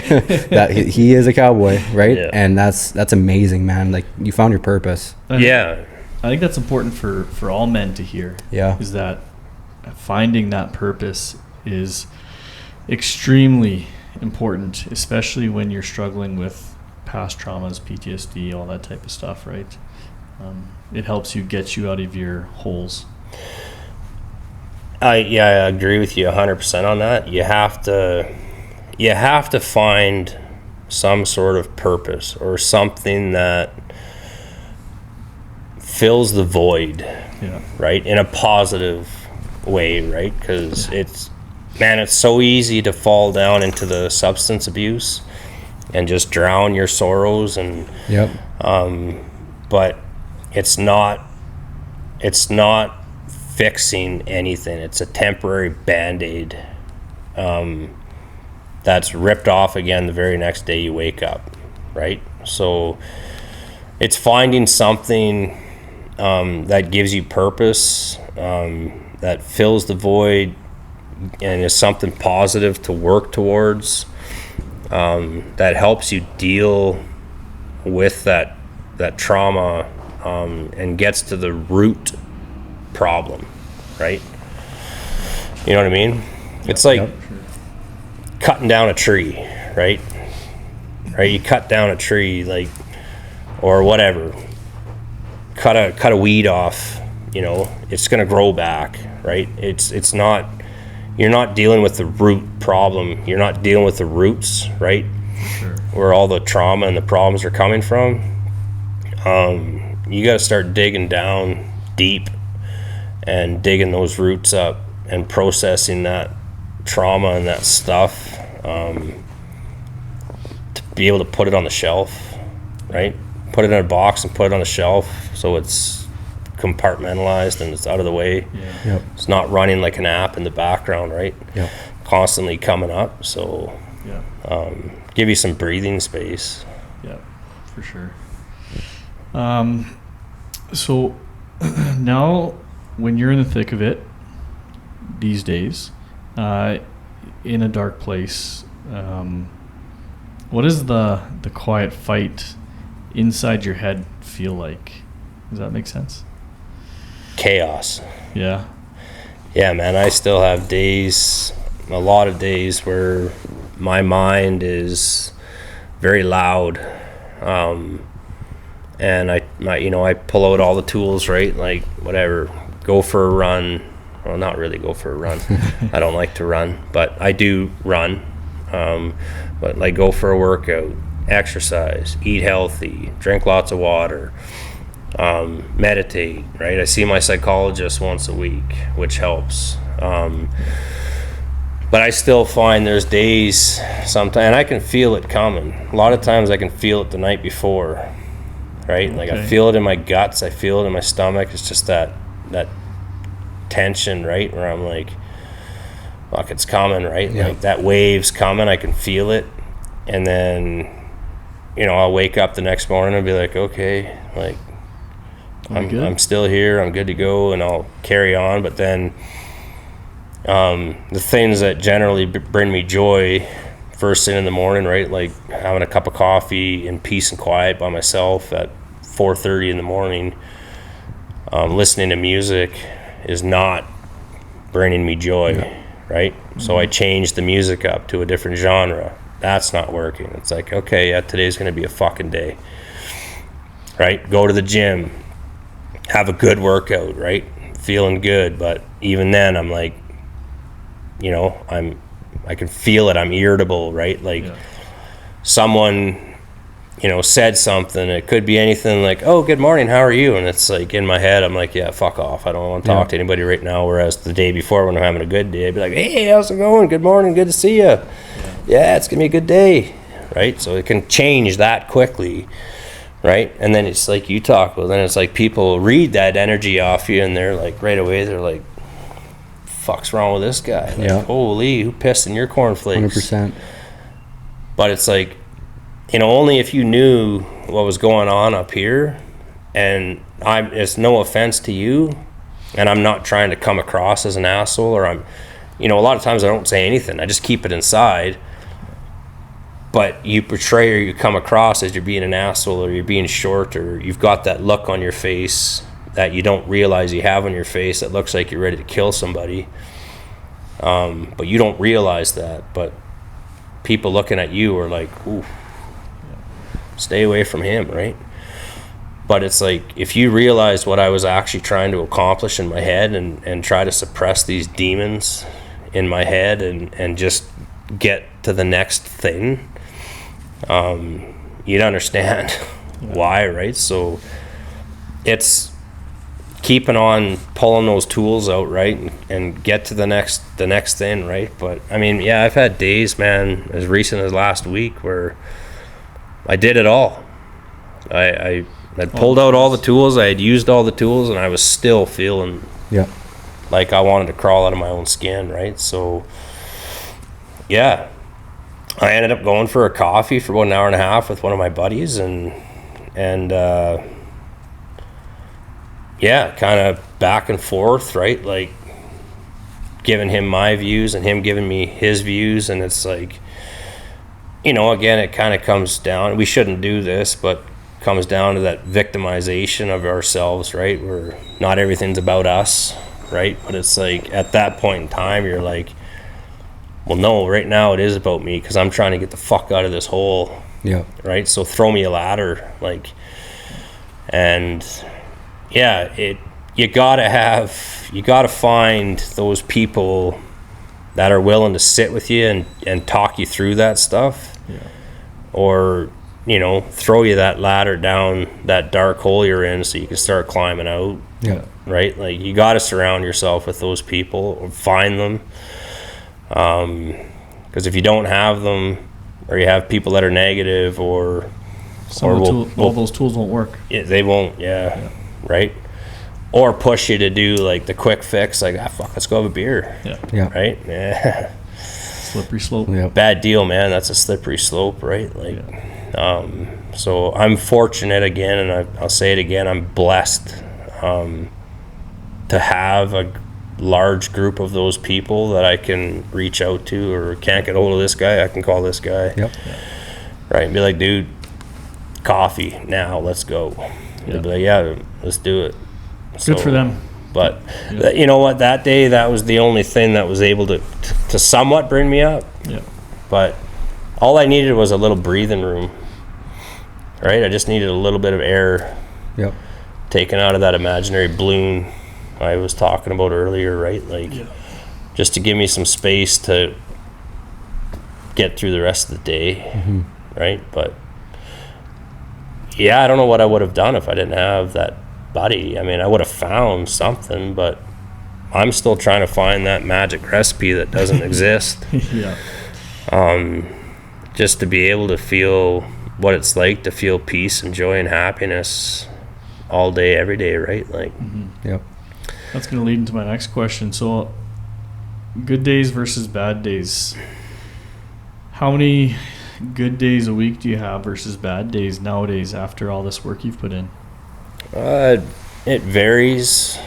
I'd like to say I'm about 70-30, good days to bad days. Nice. But that varies, right? Yeah, absolutely. Because there's that wave, right? Yeah, I have good weeks and bad weeks, right? But it's what I do to make even just a little bit of progress on a bad day, right? What's something that I can do to, it might feel like I've taken 10 steps back, but I might have actually taken a step forward.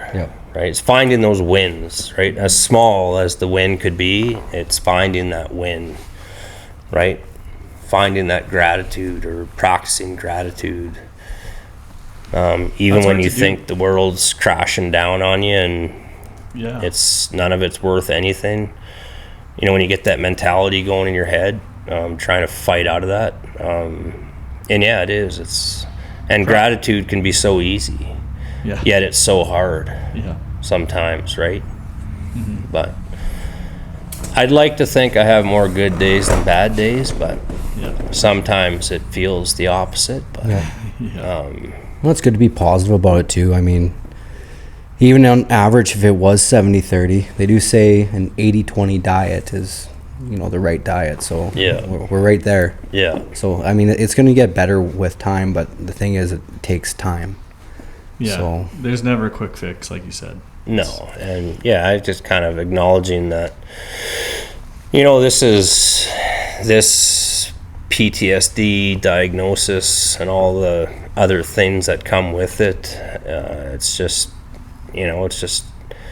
it's now a part of my life. But it's learning how to control it, right? And how to come out the other end in a positive way. Yeah, I'd like to talk about, I guess, some of the tools that you've learned over the time, specific tools, and then also like which ones have you kind of had to throw away because they don't work. So what are some of the tools that you've learned through psychiatry or whatever that you kind of that helps you? Journaling, gratitude helps. All the things, right? Exercising, eating healthy, right? Drinking water, breathing, kind of all the things, the generic things that they talk about or whatever. But all the other things, again, and it's one thing that I'm grateful for and blessed for, is my horses, man. Like, man, I can come out to my horses and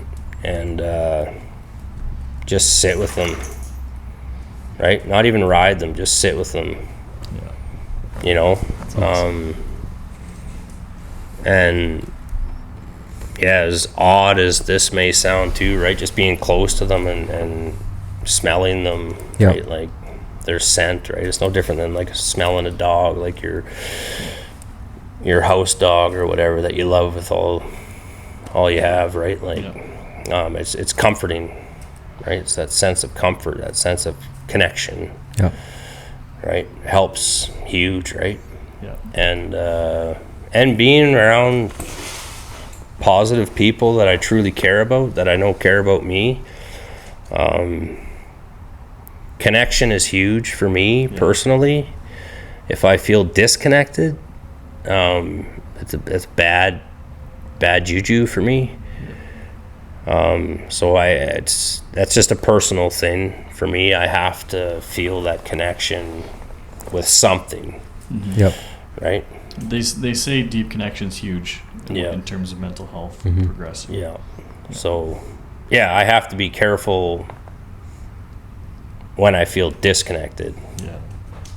I better start getting connected to something right quick, or else I can feel myself start going downhill, right? So are there any tools that you've tried that just didn't work on you, or just didn't work for you, I guess? Man, I don't really like to do things like just go for a walk.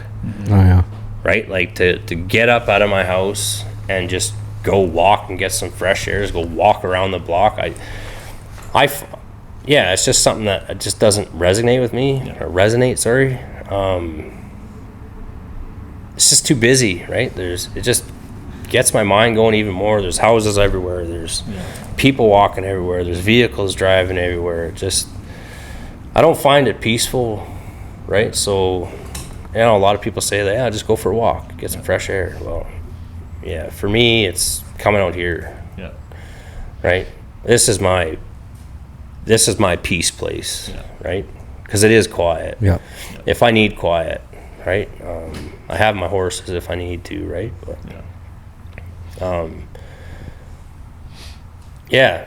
and taking a drink of water.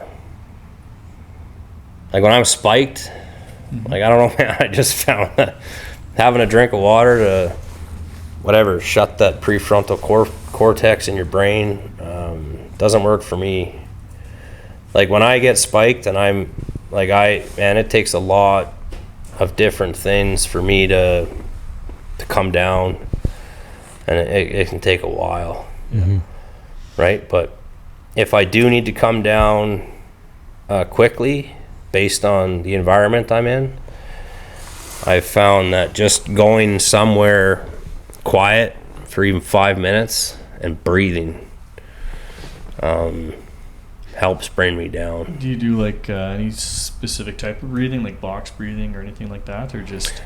I just take a few really deep breaths, hold it, and let it out. Just exhale all, right? For sure. And it's, thinking about breathing in the positive, holding it in, and exhaling all the negative, Nice. right? Yeah.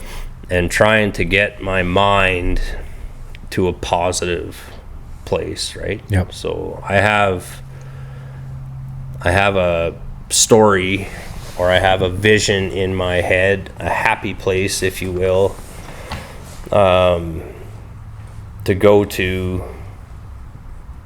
that I just close my eyes and put myself in that place as best as I can. Mm-hmm.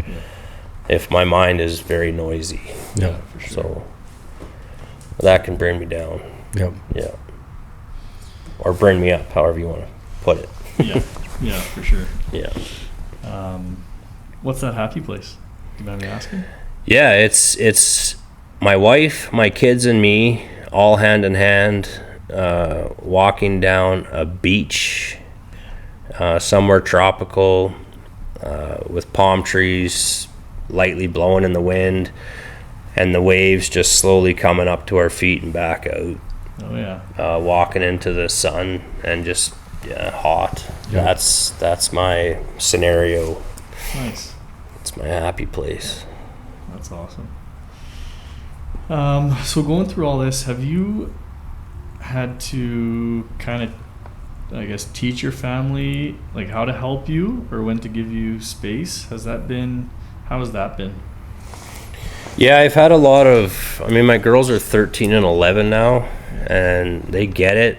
They've seen the bad side of me. My wife, they've lived it for so long. But they're at that age now, specifically my kids, where, I've had some very candid, kind of deep conversations with them, just explaining to them like what's going on. And I've just been open with them, right? I've just kind of been an open book with them and explained, like, if daddy's acting like this in certain situations, like, this is what's happening in daddy's head. So I might just need some space, or we might just need to like leave that environment for a bit before we come back, or whatever, right? Like, my wife has done a lot of her own research into this stuff, for her own well-being. But yeah, it's still a work in progress for sure. But yeah, I've definitely had to have those conversations and try to educate my kids, specifically on what's going on and whatnot. That would be such a hard conversation to have. Like, I'm trying to put myself in your shoes. I have young kids, and to have the courage to do that is powerful. That would be tough to have. So good for you for. Yeah, and the thing for me is just, I don't want my kids to grow up with any unnecessary childhood trauma. Yeah. Right? So I think to show that vulnerability to them at a young age and just explain to them the best I can what I'm going through. And, if they see daddy act in a certain way, like, to understand the reasons why, right? And, kids are so resilient and smart too, right? Like, sometimes, they can be the best medicine too, right? Like, if they see that I'm struggling or whatever, like, sometimes just coming up and giving me a hug, boom. Yeah. They're so powerful. Like, yeah, you talk about powerful, right? Like all of a sudden, like, holy shit, I feel 10 times better already, right? And it's something as simple as a hug. Yeah. You know, an unrequested hug from your kids or your wife or whatever, man, has so much impact. Yeah, for sure. It's crazy, right? Like, but again, for me, that's that connection thing. That might not be the same case for anybody else, but for me personally, it's that connection piece, right? It's huge. Yeah. So did you ever, I mean, PTSD has been a part of your life now for a long time. Did you ever have a struggle of who you were with the badge or without the badge? Was there ever like an identity thing going on there? Oh, totally. Like, yeah, man, when you were in it and you were serving, like, yeah, you were a cop first, right? So, yeah, like, man, there was times where I was carrying off duty, right? Because I'm like, what if an active shooter comes into Walmart, and I don't have my gun on me, and I'm the one that's not able to intervene, right? Like, but yeah, that was my identity, right? I was a cop, right? I was a police officer. I was an ERT member, right? Until I wasn't, until I didn't want it anymore, right? I wanted out of it.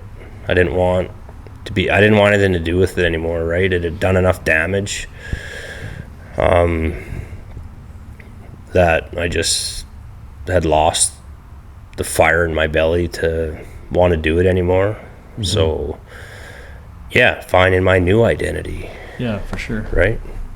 Yeah. Horses, cowboy, and yeah, I'd like to, I think my new identity is just being a good husband, father. I love that answer. Brother, son, and cowboy. For sure, Just being Darren. Just being civilian Darren. Yeah. Yeah. Oh, jeez.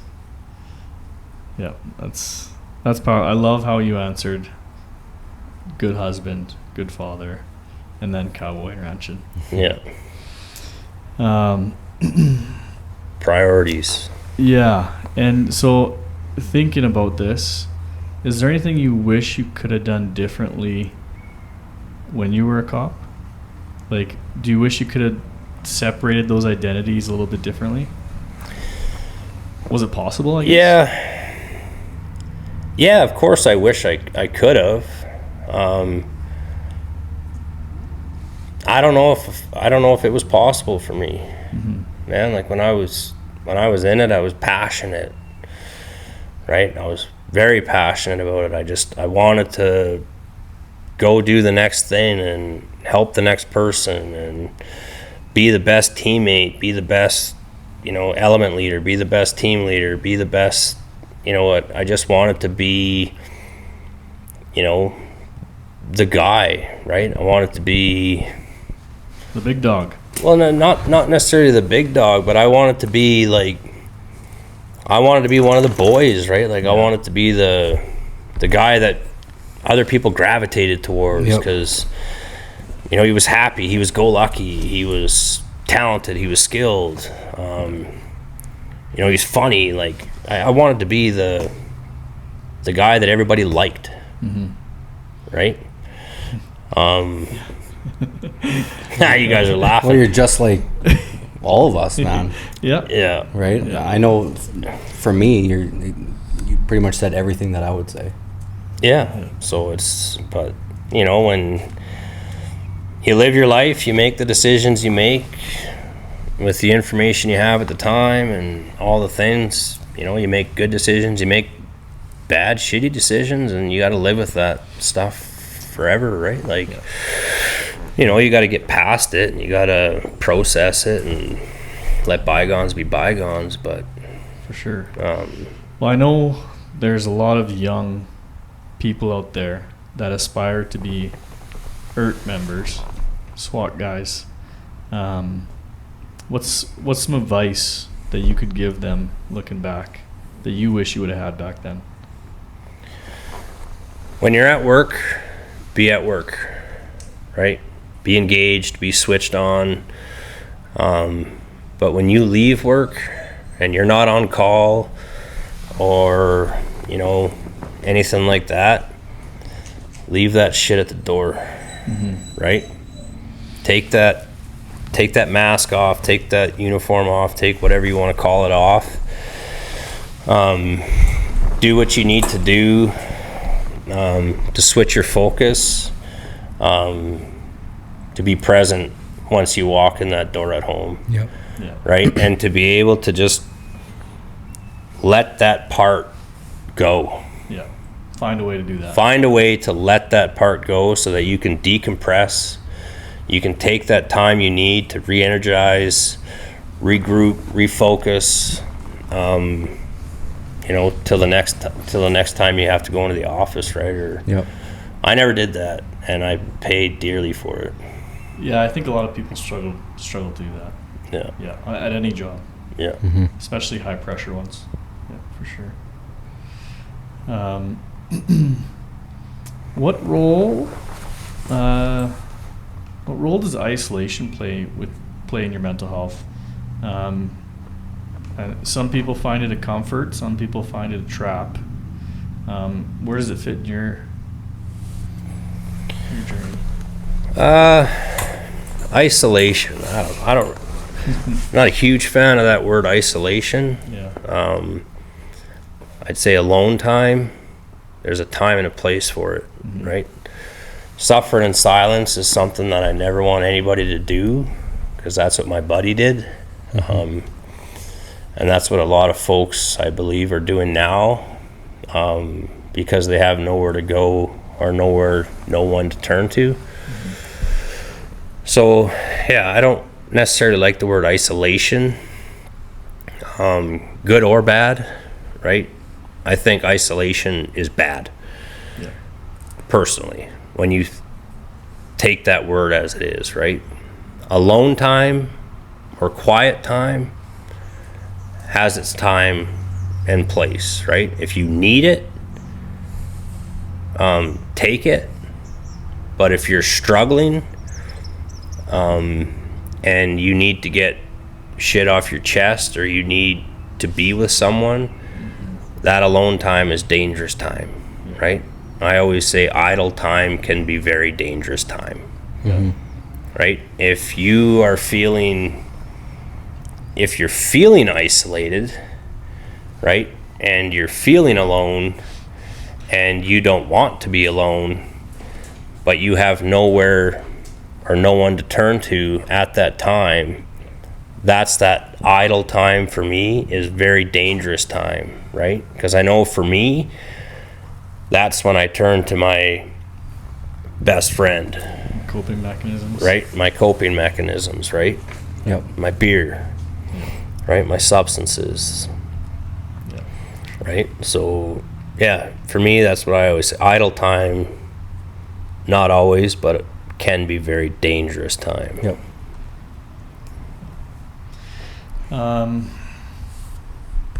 What's the hardest thing for you to talk about even now? Probably where I was 7 months ago. That and yeah, just all the death that has happened in our life, within our family, within the last 2 years. Yeah. I was knocking on death's door 7 months ago. Yeah, I'm sorry to hear that, man. Yeah. Like every day I was like, okay, today might be the day.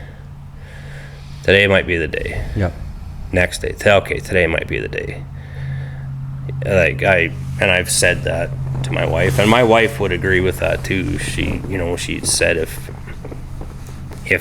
I hadn't have been intervened with, by my close friends and my, wife in the background type thing, I'm actually quite certain I wouldn't be here right now.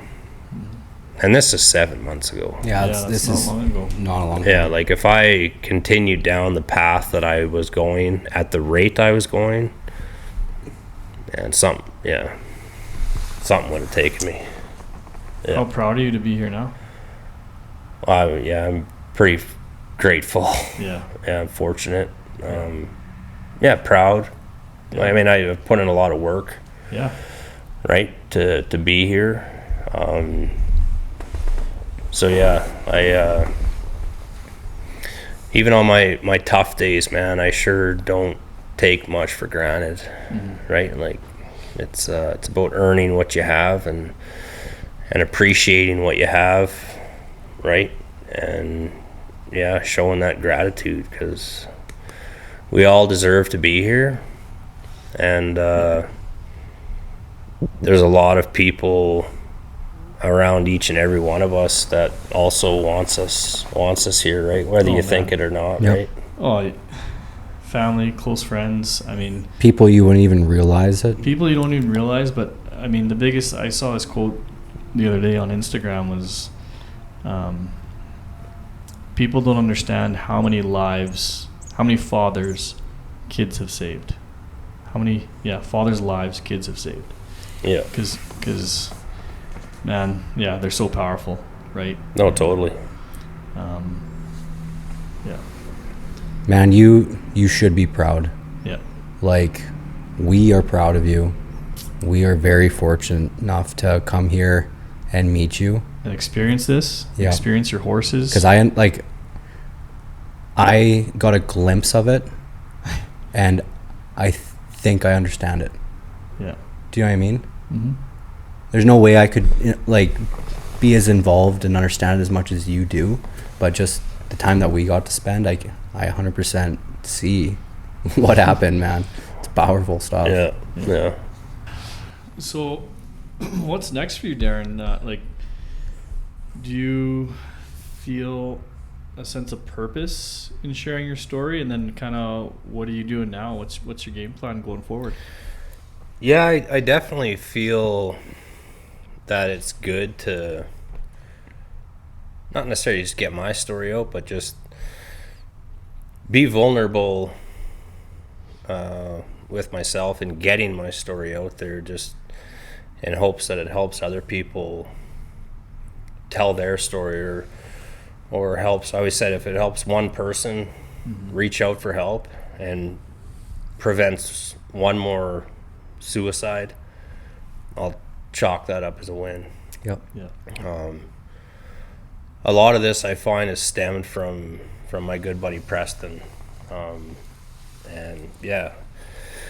I didn't know what I was gonna do when I when I retired from the RCMP, which was just January 2nd of this year. I had no idea what I was gonna do. You know, when people always ask you, like, "Hey, what do you do?" I'm retired. Bullshit, you're retired. You're too young to be retired. I was like, well, no, I am.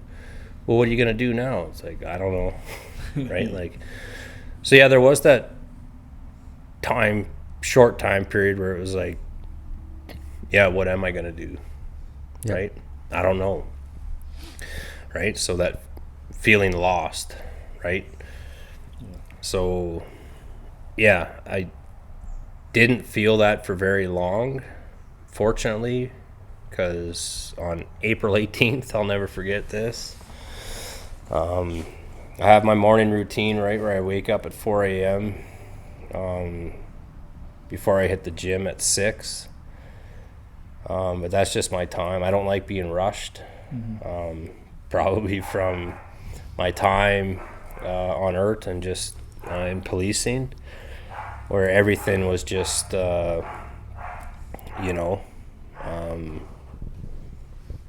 everything was a rush, especially on ERT, right? It was like phone rings and it's like get up and go. Yep. So I like to take that time in the morning as my time, right? It's my peace and quiet time. Anyways, April 18th, that time in the morning, I just had this vision come into my head, and it was just like a flow of information coming into my head, and I had no idea where it was coming from. I'd never thought of anything like this before. I think part of it comes from just getting out of an inpatient treatment facility that I had a lot of issues with, and thinking about the fact that there's nothing that I've ever heard of or seen around in my area anyways. Yeah. A place for first responders or military or nurses or anybody in the emergency kind of community to go to if they're struggling. And I came up with this Spartan Warrior Wellness Center. Mm-hmm. And like I said, it was just this flood of information coming into my mind that I really was confused about because I didn't know where it was coming from. Have you ever thought about that before? No, never. Wow. Not once. So I was very confused, but I was also very curious and intrigued.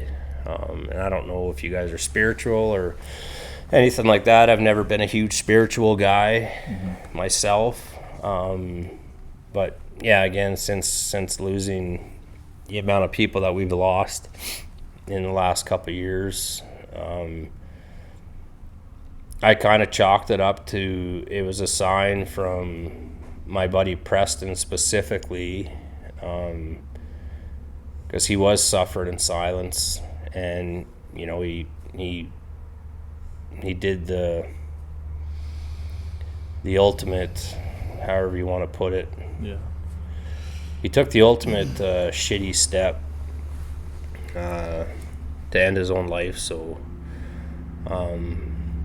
I took it as a sign from him that this is something that I need to do, right? So yeah, I just started putting paper to pen, or pen to paper, sorry. Yeah. And I just started writing down what was coming to my mind, and it was basically what it ended up with was a wellness center for first responders, military, nurses. I want to include dispatchers as well.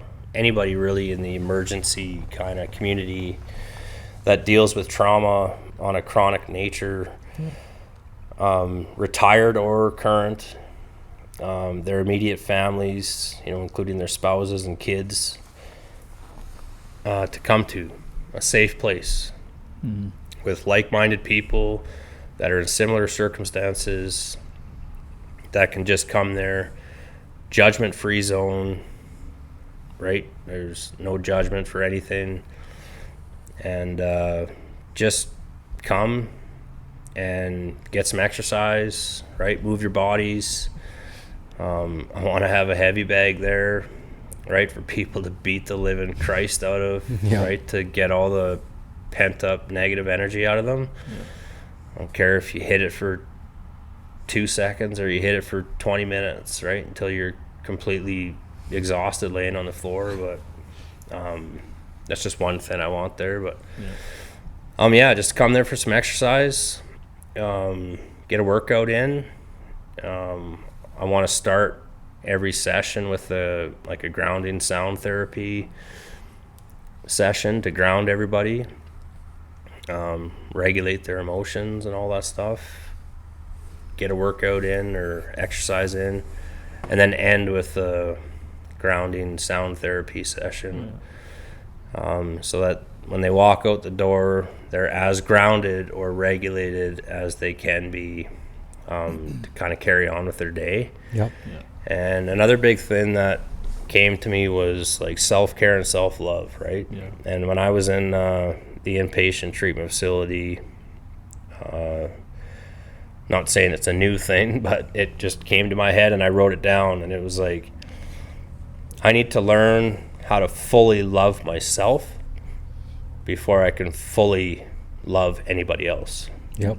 right? Including my kids, my wife, the people that are closest to me, right? If I don't fully love myself, how can I fully love anybody else, right? So that self-care and that self-love plays a huge role for me, and that comes with like taking care of yourself, with going for a massage, right?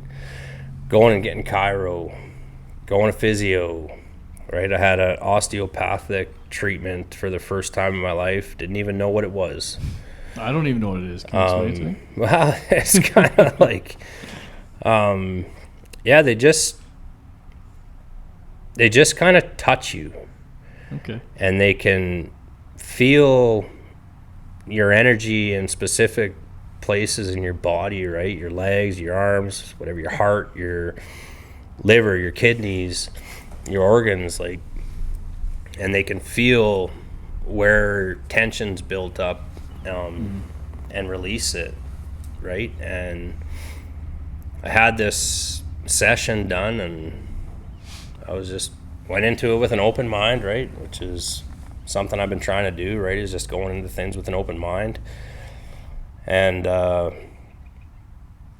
was like an out-of-body experience, man. Like, Really? I was laying on the bed, or like the table, snoring. I could hear myself snoring. Yeah. So I was like there, right? I was totally coherent with what was going on around me, her touching me, all that stuff. I was there, but I was snoring. Mm-hmm. And so I was like, you're in my head, I'm like, you're snoring, but you're awake. But clearly I wasn't awake, right? And she actually told me after, she's like, when I hear people snoring on my table, it's like music to my ears. Oh, good. Because it means I'm doing my job. They're right? relaxed, So, yeah, it was kind of a cool experience, but and then I had like, what was it called, cranial sacral treatments as well, which is kind of similar, done on me, and so I want to introduce that in there as well. And then I want to have psych referral in there. I don't want to have a psychologist in there, because psychology for me is very finicky, in the sense that, like I said before, like the psychologists that I have are amazing for me, But might not work on somebody else. but they might not work for you or 100 other people, right? It's about that connection, right? So it's more of a psychology referral with a list of psychologists that are trauma informed and specialized specifically with that emergency personnel that are dealing with chronic trauma exposure, right? Yep. Yeah. So yeah, that's kind of what the Spartan Warrior Wellness Center is about. It's infant in its stages. It's all foreign to me, right? I'm not a business entrepreneur or anything like that, but it's a calling, and I've gotten so many signs that I could not ignore, if you will, that have been so prominent and so strong that it's like, yeah, you got to do this. There's a reason for it. It has to happen. So I'm going with it. I'm doing it. Yeah. Yeah. That's awesome. And so, like right now, just for that, if somebody wanted to look into it a little bit more, do you have Instagram, email? Yeah, so started an Instagram page, Spartan Warrior Wellness Center. That's the logo there. Right now I'm just kind of posting the odd video of myself talking about something, right? Showing some vulnerability, some of my experiences, and just trying to post nothing but positive encouragement for people, to hopefully try to give them anything, right? Brighten their day up just even a little bit. Yeah. If it's the first thing they look at in the morning, maybe it gives them a bit of inspiration to get them through the day. I do have a line on a facility right now. Still working out some of the kind of admin stuff with that, but for people to actually come to and get this rolling, right? Yeah. So should they, if they look up your Instagram, do you want them to just send you a direct message, or is there an email that they can hit you up at? Yeah, no, they could just send me a direct message. Yeah, Right, I check it like multiple times a day. So Okay. Yeah. Okay, perfect. And you got some merch ready to rock? Yeah, so I've got some hoodies that you guys are rocking. Yeah. Pretty cool. Yeah. Hats, shirts. I kind of just did a trial run on some stuff just for me and my family, really. Yeah. And guys like yourself that are promoting it and whatnot. Yeah. Well, I think we're actually family now. Yeah. So right. So we're 100%. family. We're rocking it. Yeah, absolutely. Yeah. So yeah, I'm just in its infant stages, and I've got some good meetings coming up. I've gotten hooked up with Community Futures here at Okotoks. Actually, our local MP, John Barlow, got me hooked up with them. They're helping me with my business plan and whatnot. Yep. And yeah, once that's up and running, then just starting slow and that's see where also it a good goes, thing to but- say too, is those people showing that support, putting you in the right direction. So good to see that in the community. Right, things are moving in the right direction. Yeah, totally. And it's like I said, if I can help one person, that's a win. Yep. For me, right? Like, obviously I want to help as many people as I can. Just while still going through my healing and recovery journey as well, right? But strength in numbers is what I always say, right? Like, never suffer in silence, never suffer alone, because there's enough of us out there that are struggling that let's do it together. Yep. Let's battle this together, right? Like, Well, and that's the beauty about talking about it, because if we hadn't started our podcast, we wouldn't have met you and got to see your horses and experience this. This itself is just a life-changing thing. Yeah, and my biggest sin, right, is you can't, not say you can't, but it's extremely difficult to fight this battle on your own. It can be very overwhelming, and my main goal is to help people and prevent future suicides. It's happening all too often, and nobody ever hears about it. It's never in the news. It's just, I don't want to say it's swept under the rug, but it's kept pretty quiet. Yep. Yeah, it's not in the highlight. No. Real. And we know that it's the demons of PTSD that's taken far too many lives, right? Yep. Military, police, any first responders, nurses, you name it, man. Anybody in that emergency kind of community, we're losing far too many to self-harm and suicide and addiction and this addictions, and that, right? Right, addictions because of PTSD, right? Using it to suppress the demons and the symptoms and the trauma, and we're losing far too many people, and it's just one of those things you just don't hear about it, right? Yeah. Well, Darren, I'd like to thank you for having us out and coming on the podcast and sharing your story. A lot of things you said today resonated with me, and I hope it resonates with the people listening.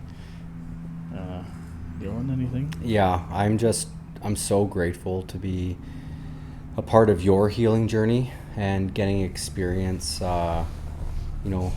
a quick snapshot in the day of the life of the things that you're doing to move forward in a positive way for yourself, and ultimately that's just going to help the people that this reaches. And right, like you said, if it only saves one life, then that's a job well done, right? So it's a win. It's a win, and I'm very grateful. And for anybody who's listening or watching this, I mean, if this resonates with you, make sure you like, follow, comment, share, check out his page, see the work that people are putting in for the mental health community, just to make everybody so much more healthy, I guess. Yeah. And then, Darren, did you have any last things that you wanted to say? Yeah, no, I truly appreciate you guys offering me to be on your podcast. I think it's a good platform to get the word out there and to help stop the stigma and just let other people know that you're not alone. Yeah. There is other people. There's other big, grown, tattooed men out there that are struggling too. So it doesn't discriminate.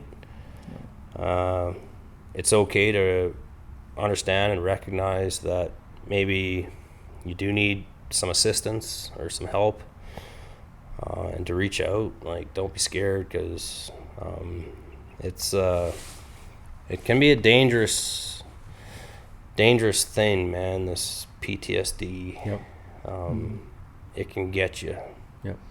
If you're not careful and you don't, right? And it's not even about the people that do or do not have the diagnosis yet. Like, it's not specific to that. It's about preventative maintenance too, right? Like, even if you're feeling good and you're just starting out your career in that first responder, military, emergency community or whatever, it's a preventative maintenance, right? Like, learning the tools before it's too late, right? Like, let's not wait Till rock bottom. Let's not wait till we get diagnosed with PTSD. Let's not wait until we start feeling the symptoms. Let's not wait until it's too late, and then you're playing the catch-up game. Like I said, start now. You open up your toolbox and only have tape in there. Yeah, it's there's nothing wrong with feeling good and still going to therapy, being energized, and just going and chatting with someone, right? Offload that stuff as it comes, right? Get rid of it. Process it as it comes, as you can, right? Process it. Process 1 event, 2 events, 3 events. Get rid of them, right? Yeah. Compartmentalize them, put them on a shelf, right? And it gives you more space, it gives you more room to, because more's coming, right? It's inevitable, right? You're in that job, you're in that career path. You're going to be exposed to chronic trauma. So get ahead of it. Right? Absolutely. You'll do yourself wonders. Very well said. Yeah. All right. Well, thank you again. Thanks to everyone watching. This was episode 10.